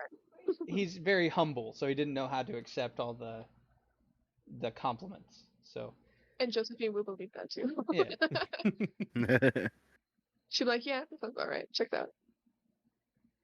okay. They mentioned the water. Okay, and they said it's gonna be tomorrow, right? Yep. Okay. Yeah, I say let's go to the SSN. Because I mean, I think all of us are feeling a bit peckish. So I think I'm ready to go to the SSN. Okay. All right. So you'll all head down the street, just straight down to the beach as per your map. Along the way, you'll see some children reenacting some of the scenes that they saw. One of which, like Bri-Bri, I'm gonna go out and say you got the highest score out of every rookie. Out of Hell every yeah. contest yeah. of rookies, you got the highest score. So these kids are like pretending to be Wildfire, and so they run really fast, and one of the other kids like tosses up some dirt to make it look like the flame wall, and like the first kid who's running is making noises and stuff. As they go, you go further down the walkway. The cable car is gonna pass you very slowly, dinging along, and on top you'll see a little Rattata hitching a ride, and eventually you'll make it down to the beach. Making Hell your yeah. stepping onto the Making your way. boardwalk, you'll see some various Pokemon who are hanging out by the beach. You'll see a Staryu lounging on the sand, a small little Dwebble, which instead of a like the regular rock on its back, it appears to have like a soda can. Um, and along the street lights that, or not the street lights, but the string lights that hang between the posts, those Spearow are still hanging out up here, or the Pidgeys. That's cool. I call them out like those are Spearow. I'm gonna. Pointing them Oh, out. It's like that's Spearow. pretty Most cool. cool. He's like Yeah. they're aggressive. So I'm actually gonna take a deep fascination with that because I mean, like, even in like real life, you know what I'm saying? It's like I don't know every bird type, obviously, you know what I'm saying? Like, so it's like I'm gonna be like kind of like looking at that, like kind of actually like fascinated. Like, I don't think that I would have seen spears. I don't think they're in Hoenn at all. So kind of like looking around, I'm gonna say, oh, those are kind of cool. You know, like I'm gonna like almost like start like pulling out my like notebook and almost trying to like sketch a drawing of one of the Spearows that I'm seeing. Oh yeah. He's gonna tell you they're migratory, but they're native to Kanto. Hell yeah. Okay. And wait, was it Matthew you telling me that, or was it Jefferson? Sorry, I just had a fucking mind blank. It's Jefferson telling you that. Okay, okay. Yeah, so I'm gonna kind of like look and oh, that's interesting. Where I come from, there's a lot of wingle. Have you ever heard of that one? Single the ocean bird. Yeah. You're like, I don't like wingle. No. I'm like, oh no. No. It's not like that. He just that's kind of the way it comes off. Like he doesn't, Right, I get you.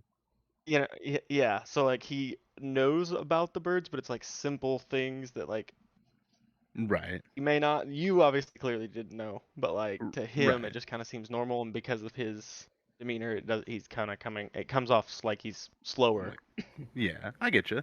Okay, I'm gonna be kind of interested in I'm gonna really be enjoying like all the little details that you tell me about Spiro. I'm gonna kind of like look to everyone else. I'm gonna say, well, looks like we all passed the first round, so at the very least we get our license. Um, do you guys, what is everyone's reason for being in Kanto? Bry, you said that you're not entirely sure which region you're from, but it sounds to me, based on what we've discussed, that you're from Kanto. What city is your hometown? Well, I mean, right now I live in Cerulean, and that's I pretty much all I know actually. Oh, okay. So Cerulean. If we get to Cerulean on this journey, maybe you could show us around a little bit and Oh yeah, uh for sure. I could show you all the muscle beaches. I could show you all the gyms. It'll be a great fucking time. oh, all right. That sounds fun. And I'm kind of like looking to the other two like the whole while like walking over to the ship. Um, I want Bry, to before we go forward with that, hmm? Bry, can you roll me a perception check? Okay. You, as you're talking about, I'll show you all the muscle beaches. You'll see the holy grail of muscle beaches on the shoreline. A huge gym, outdoors, bench weights, pull bars, squat racks, the whole 9 yards, all set out on this large concrete square. And there are dudes over there, swole as hell, still pumping iron. Even though it's like nine, or actually it's the next day. I'm sorry.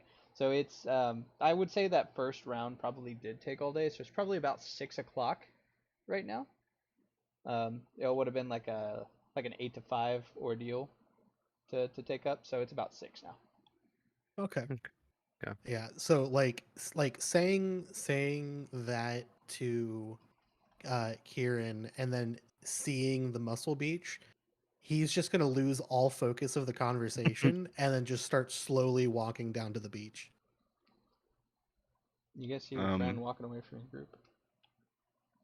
I'm kind of like looking over to the rest of them, and then kind of like looking over to Bry. I'm gonna say, well, maybe we should stay together. I'm gonna kind of start walking over towards Bry. I'm gonna see what may have caught his eye and everything, kind of like wandering off after him. Would you say Bry is like going pretty fast, or would you say he's just kind of casually walking over there? Oh no, he's just kind of strolling Okay. along. It's not like him chasing after the camera dude or anything. Right. Okay. Yeah. No. I'm gonna go ahead and wander behind Bry, and I'm kind of like looking at what it is that may have caught his eye. I'm kind of like looking around and seeing if I can see anything of interest. All right. So as you're walking along, we got to remember that this is in the 80s, so I'm going to drop some 80s stuff now. Fair There's enough. there's going to be a group of people who are relaxing on the beach. They are listening to a boombox that they've got set up in the sand. They've got a cooler that they're drinking sodas out of, and then further on, you'll see a group of rollerbladers. They're all going to be like weaving in between each other down the sidewalk. I'm almost imagine like Santa Monica Beach, like that area. Okay. And finally, you arrive at the beach gym, Bry, and you look your eyes over all of the workout equipment, and your heart freezes as you see him, the man who embarrassed you in Cerulean. What is he doing here? Well, if it isn't little Bry, you see Why are all. you even here, little bro? I should be asking you the same thing. You think you can stand to me and Mr. Universe? And he's gonna gesture towards his Machoke. I thought I told you back in Cerulean, you can stand up to all of gold. And he's gonna flex, he's gonna say, boom, you hear that? That is me flexing. My muscles have sound effects, boom.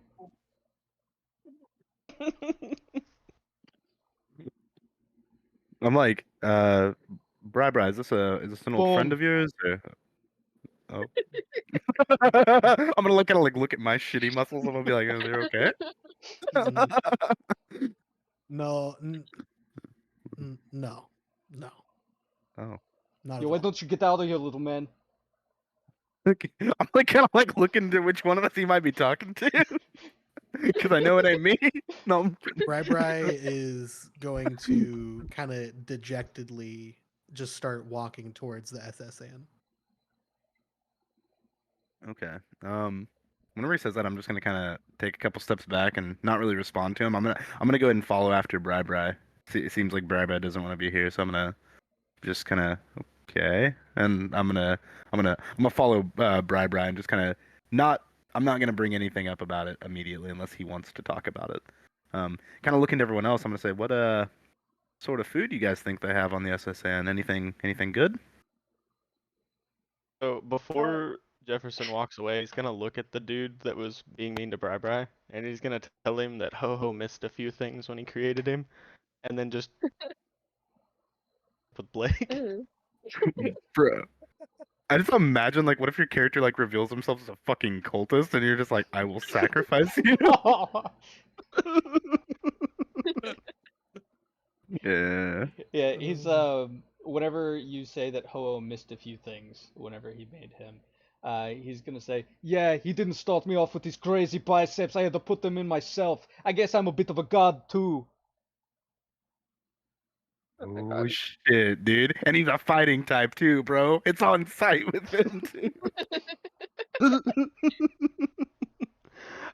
Yeah, so Jefferson's gonna get kind of angry, and he's gonna be like, compare to a god like Ho-Oh He's with your fake muscles and fake strength that you just perceive yourself.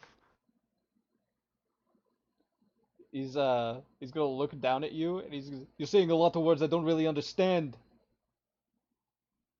That's one of the things Ho-Oh missed was your brain. There's nothing fake about these muscles. He's gonna put them up. He's gonna like flick his bicep, and it's gonna have like a resounding thwap as he hits it.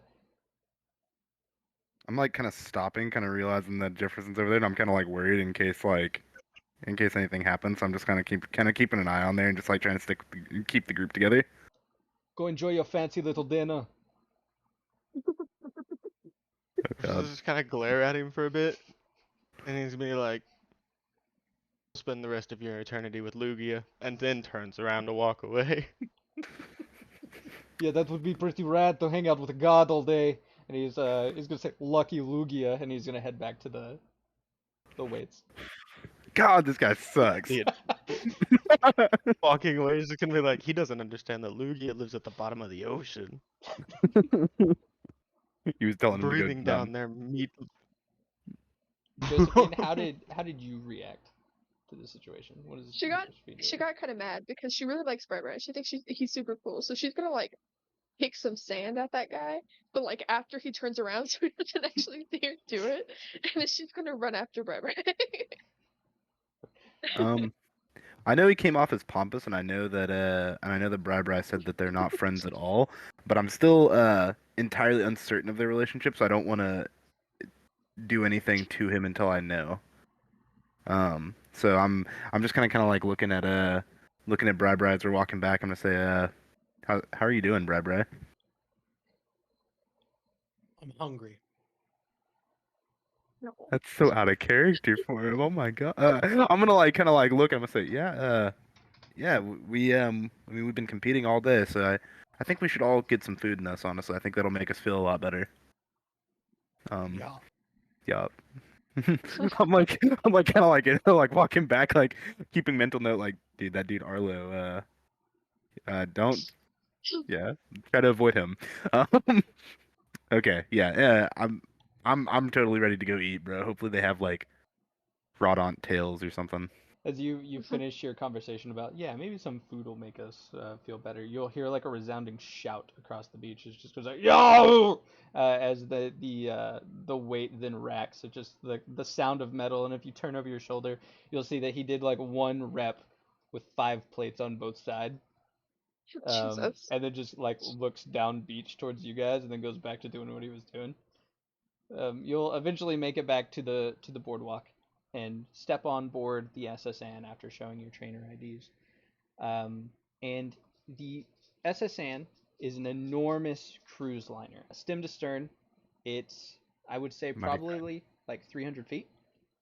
Um, it's going to be multi-storied, so you got quite a bit underwater for your underwater cabins. But then you also probably have, I'd say, 4 tiers above it, like an enormous cruise ship.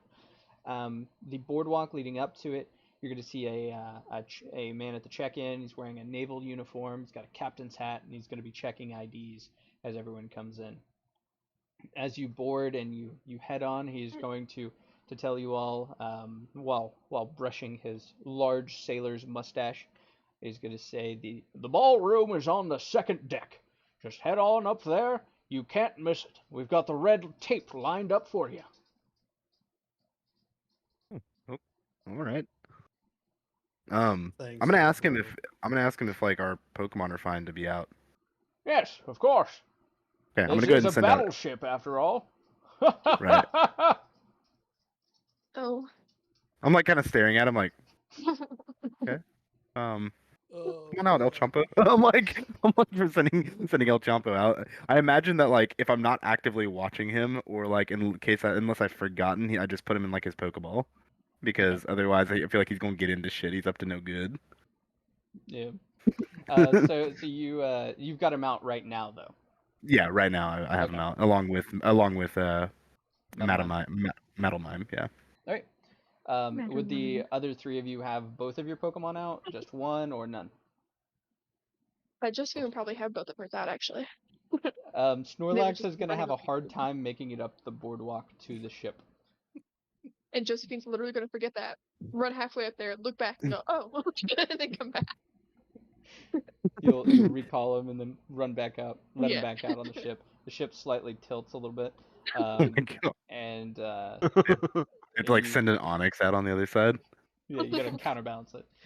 You let out, or Ralph's probably still out. I would say he's sitting on top of your beanie right now. Little guy just peeking out from. You know what's even more adorable? He's gonna be underneath. Just his head is sticking out from the beanie. His little head. That's so Um, cute. Je- Amazing. Jefferson, I know for sure Cindy will be out. Would you have Rocky out too? Yes.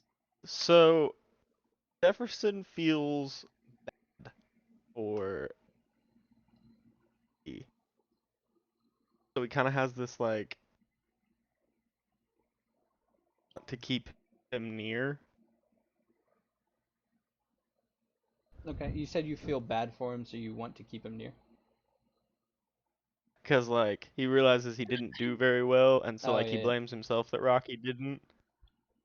yeah. Okay. All right. So you'll yeah, you'll keep Rocky near you, and he's not a Pokemon that you would typically use, right?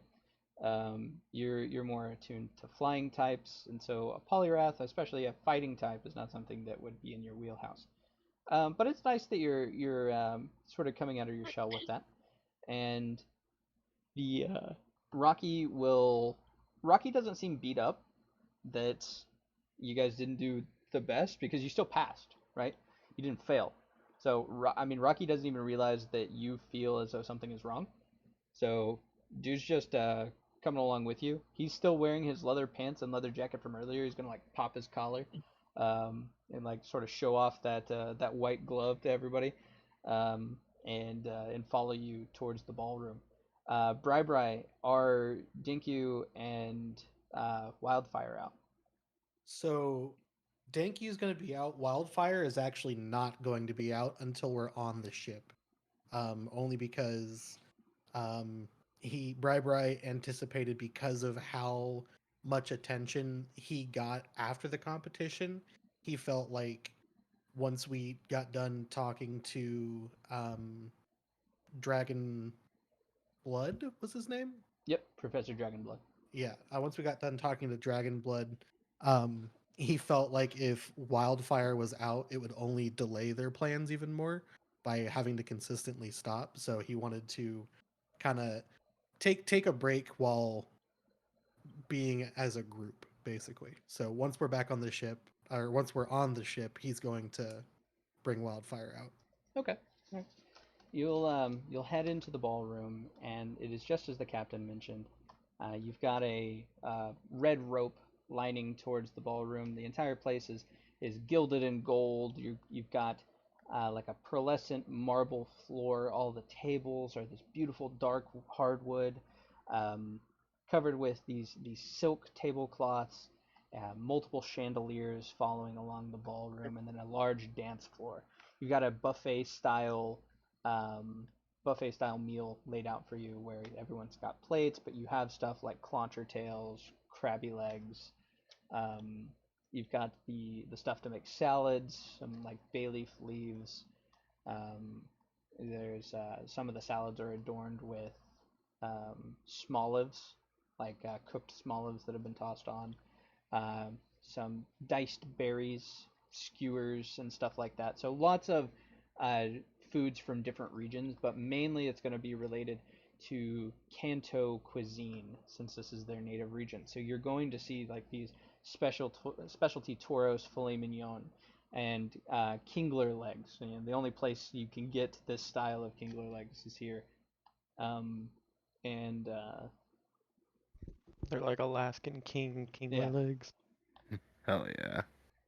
In line, you'll see a few of the people that you've been seeing as recurring throughout your journey through the Kanto Open. You'll see the girl with the mini skirt who has the black tank top and the crop top underneath. You see that she's got like a small Pokemon with her. It's like this little pink puffball with brown pointy ears on the top, super tiny, probably only about like 10 inches across in diameter, pretty round, and it's just sitting up on her shoulder, sort of like nibbling on some cookies that were given to her. Um, this is one that had stuck out to you before, Josephine. Um, you'll see another one. You're gonna see a like the kid who's got the suspenders and the glasses. With him, he has this little caterpillar that's black and white, and it's got glasses just like he does. That's resting over his shoulders and sort of like slowly slinking its way onto the other side. And it's because the kid keeps like almost pulling it along with a leaf, enticing it to come around. He's just sort of playing with it. Um, and we've got also, of course, the man in the white suit who appears to have a table to himself, and then all of the tables around it are clear. As soon as you enter, you'll have this sort of nerdy guy. He's got his hair parted down the center, off to the sides, sort of dirty brown hair, um, a couple of hairs on his upper lip, and he's got a clipboard with him, as well as a woman in a blazer and business skirt along with him. The two of them will approach you all as you come in. Hello, traders. Are you part of the Kanto Open? Uh, yeah. Yeah. Did you take Yeah. part in the rookie, the amateur, or the champion tier of the Kanto Open? Rookie. Oh, the rookie. Well, wonderful. Mm. So I represent the electric company here in Kanto, the Magnum Electric, and we are recruiting young traders to come work for us, and we are offering a specialty trainer's license that is viable for work in a research field. We'll also appoint you a partner Pokemon. Would you like to join up? We're recruiting. Um, is there is there a reason that you're targeting rookies in the Kanto Open, or are you just We're do you not just need as much help as targeting. you That's can? very aggressive language. I I don't really. apologize. I didn't mean to come off as that way. Yeah, though, see, the rookie traders they have the most to learn, and the positions that we are hiring for are very entry level. We also have positions open for champions, but they are very, very restricted. We're only looking for one champion right now, but rookies, we're willing to take on as many as would like to sign up. The woman is Um, going to be nodding and saying, and he's neglecting to mention you will have full benefits. This is more than just your typical trainer license. This specialty trainer's license will grant you room and board and a company credit card, as well as a company vehicle, and your appointed Pokemon partner, of course, as well as all of the normal amenities that a regular trainer's license would be. You'd be coming on as a contracted employee, and Magnum Electric would send you on our various research missions and expeditions that we have ongoing across Kanto and across Johto and even Unova. Um, we're even looking at opening up a branch in Kalos soon. Bry-Bry is Person's gonna going look at to it. Go ahead. yeah, Bry-Bry is going to just kind of have this like kind of dumb look on his face, like what are these people talking about? And he's just gonna say, "Yo, this is too smart for me. I want to go get food now." And I'm just gonna start walking towards Oh, the well, the okay. buffet. Have a great night. What about the rest of you? Would you like to partake? It's a very, very lucrative career. There's lots of moving up and moving parts, and we offer scholarships for if you'd like to further your education. We have a high retention rate of employees, as well as rookies who come on. They're more likely to grow up and become professors. What No, but all consideration does your company take into the rehabilitation of Pokemon in areas that you build in and Oh, well, that is absolutely a great question. You see, we take the utmost care in making sure that our energy and our infrastructure does not impede on any of the ecosystems of Pokemon. We keep it 100% eco-friendly. I want to out her, You like want to calling her outright with it. you want to do like an intuition? Yeah. Okay. Or something like something to, we're all the same because my highest ones aren't going to help me in this instance. So something that just lets me know if it's for some reason that she might be lying Okay. or not telling us the entire truth. Yeah, that'll be an intuition. Um, you believe her. She doesn't seem to be giving you any reason not to. Even if the words that she's saying don't seem very trustworthy, it doesn't seem like she's lying. Mm-mm. okay. And what sort of freedom would we have signing up with you? Would we have certain contracts to sign and deadlines to meet? How much do our current lives change if we agree to help you? Well, have you ever had a job before? Yes. I've worked for a family business before, but no, Okay. nothing past that. Well, this is not your typical 9 to 5. There will be a lot of man hours, but most of it will be travel. You'll be traveling all over the region to various outposts and stop stations and becoming couriers for delivering resources. And we also need rookie trainers to be escorts to some of our more secretive and valuable pieces of technology that come along with our energy systems. We don't want just any bandits or villainous teams coming about that might be robbing us like old Western types. Okay. Um, Hmm. can They're we not the can we have some communists. time? Right? Can we have some time to think about it? Yeah, of course. And then the man will speak. We're gonna stop looking for rookies and others similars. We're not gonna come for any more after the tournament ends. So you're gonna have to think quick, because you only got 2 more days before we close up shop and we head back to the office. I'll have an answer for you by then. Little dude's got like he got a Caterpie with him, and the woman has a Pokeball. It's on her hip, but she doesn't have her Pokemon out. But the little man's Caterpie, um, he is just chilling. It looks very very still, It's just like straight out, no curves at Oh, all. nice. All right. Well, you all have a wonderful night. And as he waves you all off, he'll go on to the next group that walks in, and you'll hear some of the same words of the spiel that he just gave you. Okay. I'm gonna go. I'm gonna go find Bry-Bry and I'm gonna get myself some Kingler legs. Hell yeah! Yeah. All right. Well, you guys get your food. Where do you sit? Do you sit just the five of you or the four of you together, or do you aim for anybody? Um. As Bry-Bry's putting food on his plate, he's eating it off of his plate. He's just like chilling, standing by the buffet, So he's eating. like putting it onto his plate, going to the next thing.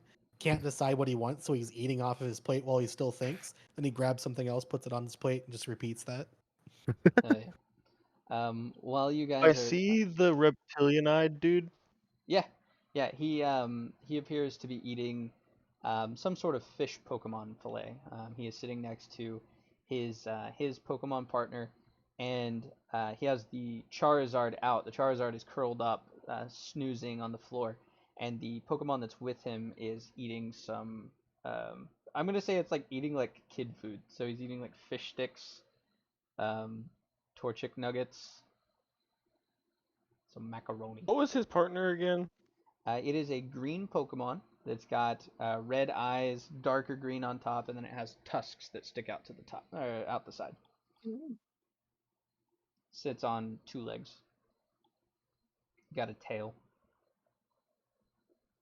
Okay. Yeah. If you want, you can Not. roll me a Pokemon education check to see if you can identify what this might be. Alright, we're rolling for it because I cannot recall it off the top of my head. You recognize that as an Axew, a dragon type Pokemon. Like Okay, Axia. that's why I wasn't. Okay. So I would like to approach him Okay. and ask about his Axew. Oh yeah. This is my little buddy Axew. I hatched him from the Dragon Nursery out in Blackthorn. I'm sorry. Have we met before? No, I don't believe so. I noticed you the other day when we were registering, and I'm gonna point to be up on my shoulder and be like, and I just kind of could tell that Axew a baby Pokemon at one point who have put the time into to raise like I have my own fletchling here, Cindy. Oh, well, No. that's remarkable. Yes, my name is Chandler. I'm from a dragon tribe in Blackthorn. We raise dragon Pokemon. And who are you? I am Jefferson Westbrook, from the Well, Kalos region. grand to meet you, Jefferson. And he's going to extend his hand to shake yours. I'm gonna take his hand and be like, ho ho, ho blesses this day. He's going to sort of like squint confused, tilt his head. Yeah, oh, bless us. And he's going to go back to eating. Josephine, as you are getting your food, you're going to be in line behind the girl with the mini skirt, and you're going to overhear the conversation that she's having with the girls that are following around. It's like, he's so totally ugly, and it's ridiculous that he got so many points. It's his. The judges think of nothing but just what is powerful. I get it's a tough competition, but I was in the cute competition, and oh, the girl who had that fat Pokemon.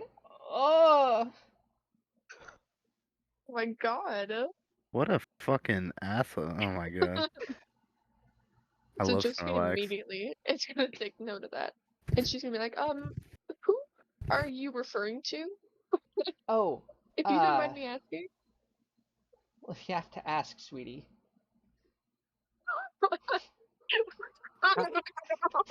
How close is Bry-Bry in proximity to this conversation? I'd probably say you're about 20 feet away. You might be able to 20 hear feet. it, but there's a lot of people in here talking. Okay. I'd Okay, like to at least try to hear it. Okay, roll me a perception. Probably not. You'll hear them talking, but you can't make out what they're saying. You can see that Josephine and this girl are communicating, but you can't make out any words. Where am I mad in real life? It's like you just need to keep that thing away from me. It is absolutely repugnant. Totally disgusting. What's wrong with Timothy? Why do you think he's gross? Timothy is Timothy wouldn't like think you were gross. totes disgusting. He's fat and I bet he stinks. I bet he takes more showers than you, first of all. No, just kidding. Absolutely not. She's too nice.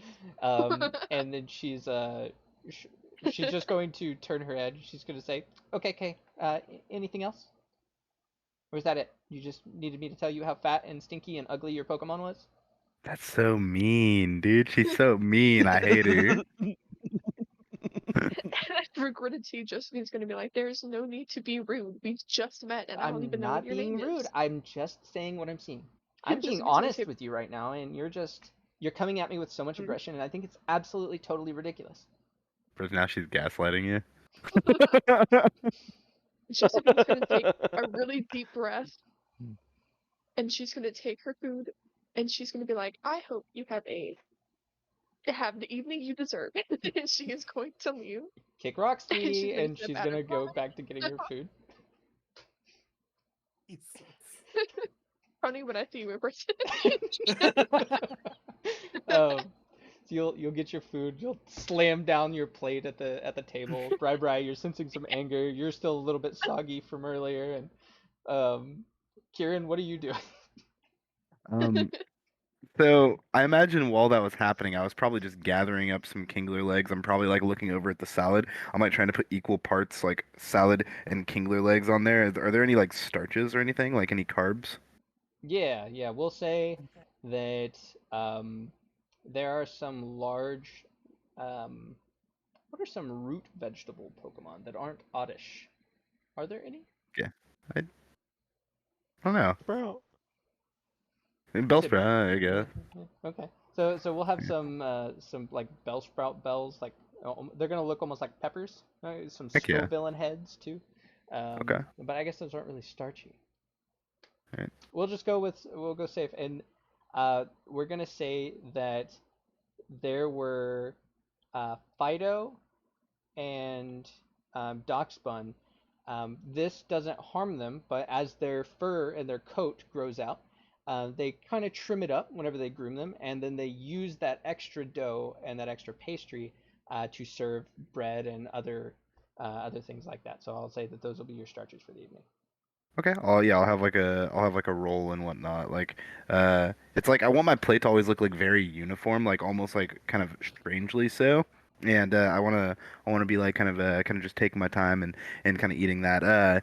Kind of reading the room. I imagine that the tension is obvious. That some people just had Yep. some shit happen at the Can you roll table. me a perception, Kieran? Sure. One sec. Oh, that is not a Oh, no, it's just a D20. yeah, my bad. I don't know why I did that. Kieran, hold on. Trying to cheat the system. That's Yeah, I was gonna do it, but I knew I'd get caught, so I was like, all right, hold on. Perception. All right, what's Alright. that? You're Okay. going to, as you're about to crack into those Kingler legs, you put it up to your mouth and you look forward, and what you see causes you to completely stop. You just like drop your Kingler legs as you see El Chompo is tugging on the pant leg of the guy in the white suit, and you're just going to hear fabric tear. I'm almost okay. So as it happens, it's like I'm almost like looking over and I see like the missing outline of where El Champo was supposed to be. I like look over, like realize that is definitely my El Champo. I'm gonna run over there and I'm gonna kind of just grab But Sandow. I'm gonna. before you could leave the table, as the pant Okay. leg tears, Anthony is going to stand, or the man whose name is now Anthony Yeah. stands Okay. up and says, "Whose wretched rat is this?" And he's going to kick El Champo back in your direction. And Gonna that is where kick we him? will, yes, and that is where we will end the session. How Oh dare my he. god, you We had horrible human so much being! drama in this last half All right. hour. All What right. the hell? It really was. Like, I was getting ready to have him Jesus. sit down at the table, like, This night's going great. Not really. Oh my god. The way that I'm Damn, so dude. mad. I'm He Oh my kicked my God. fucking Like- Pokemon. Little Yep. motherfucker.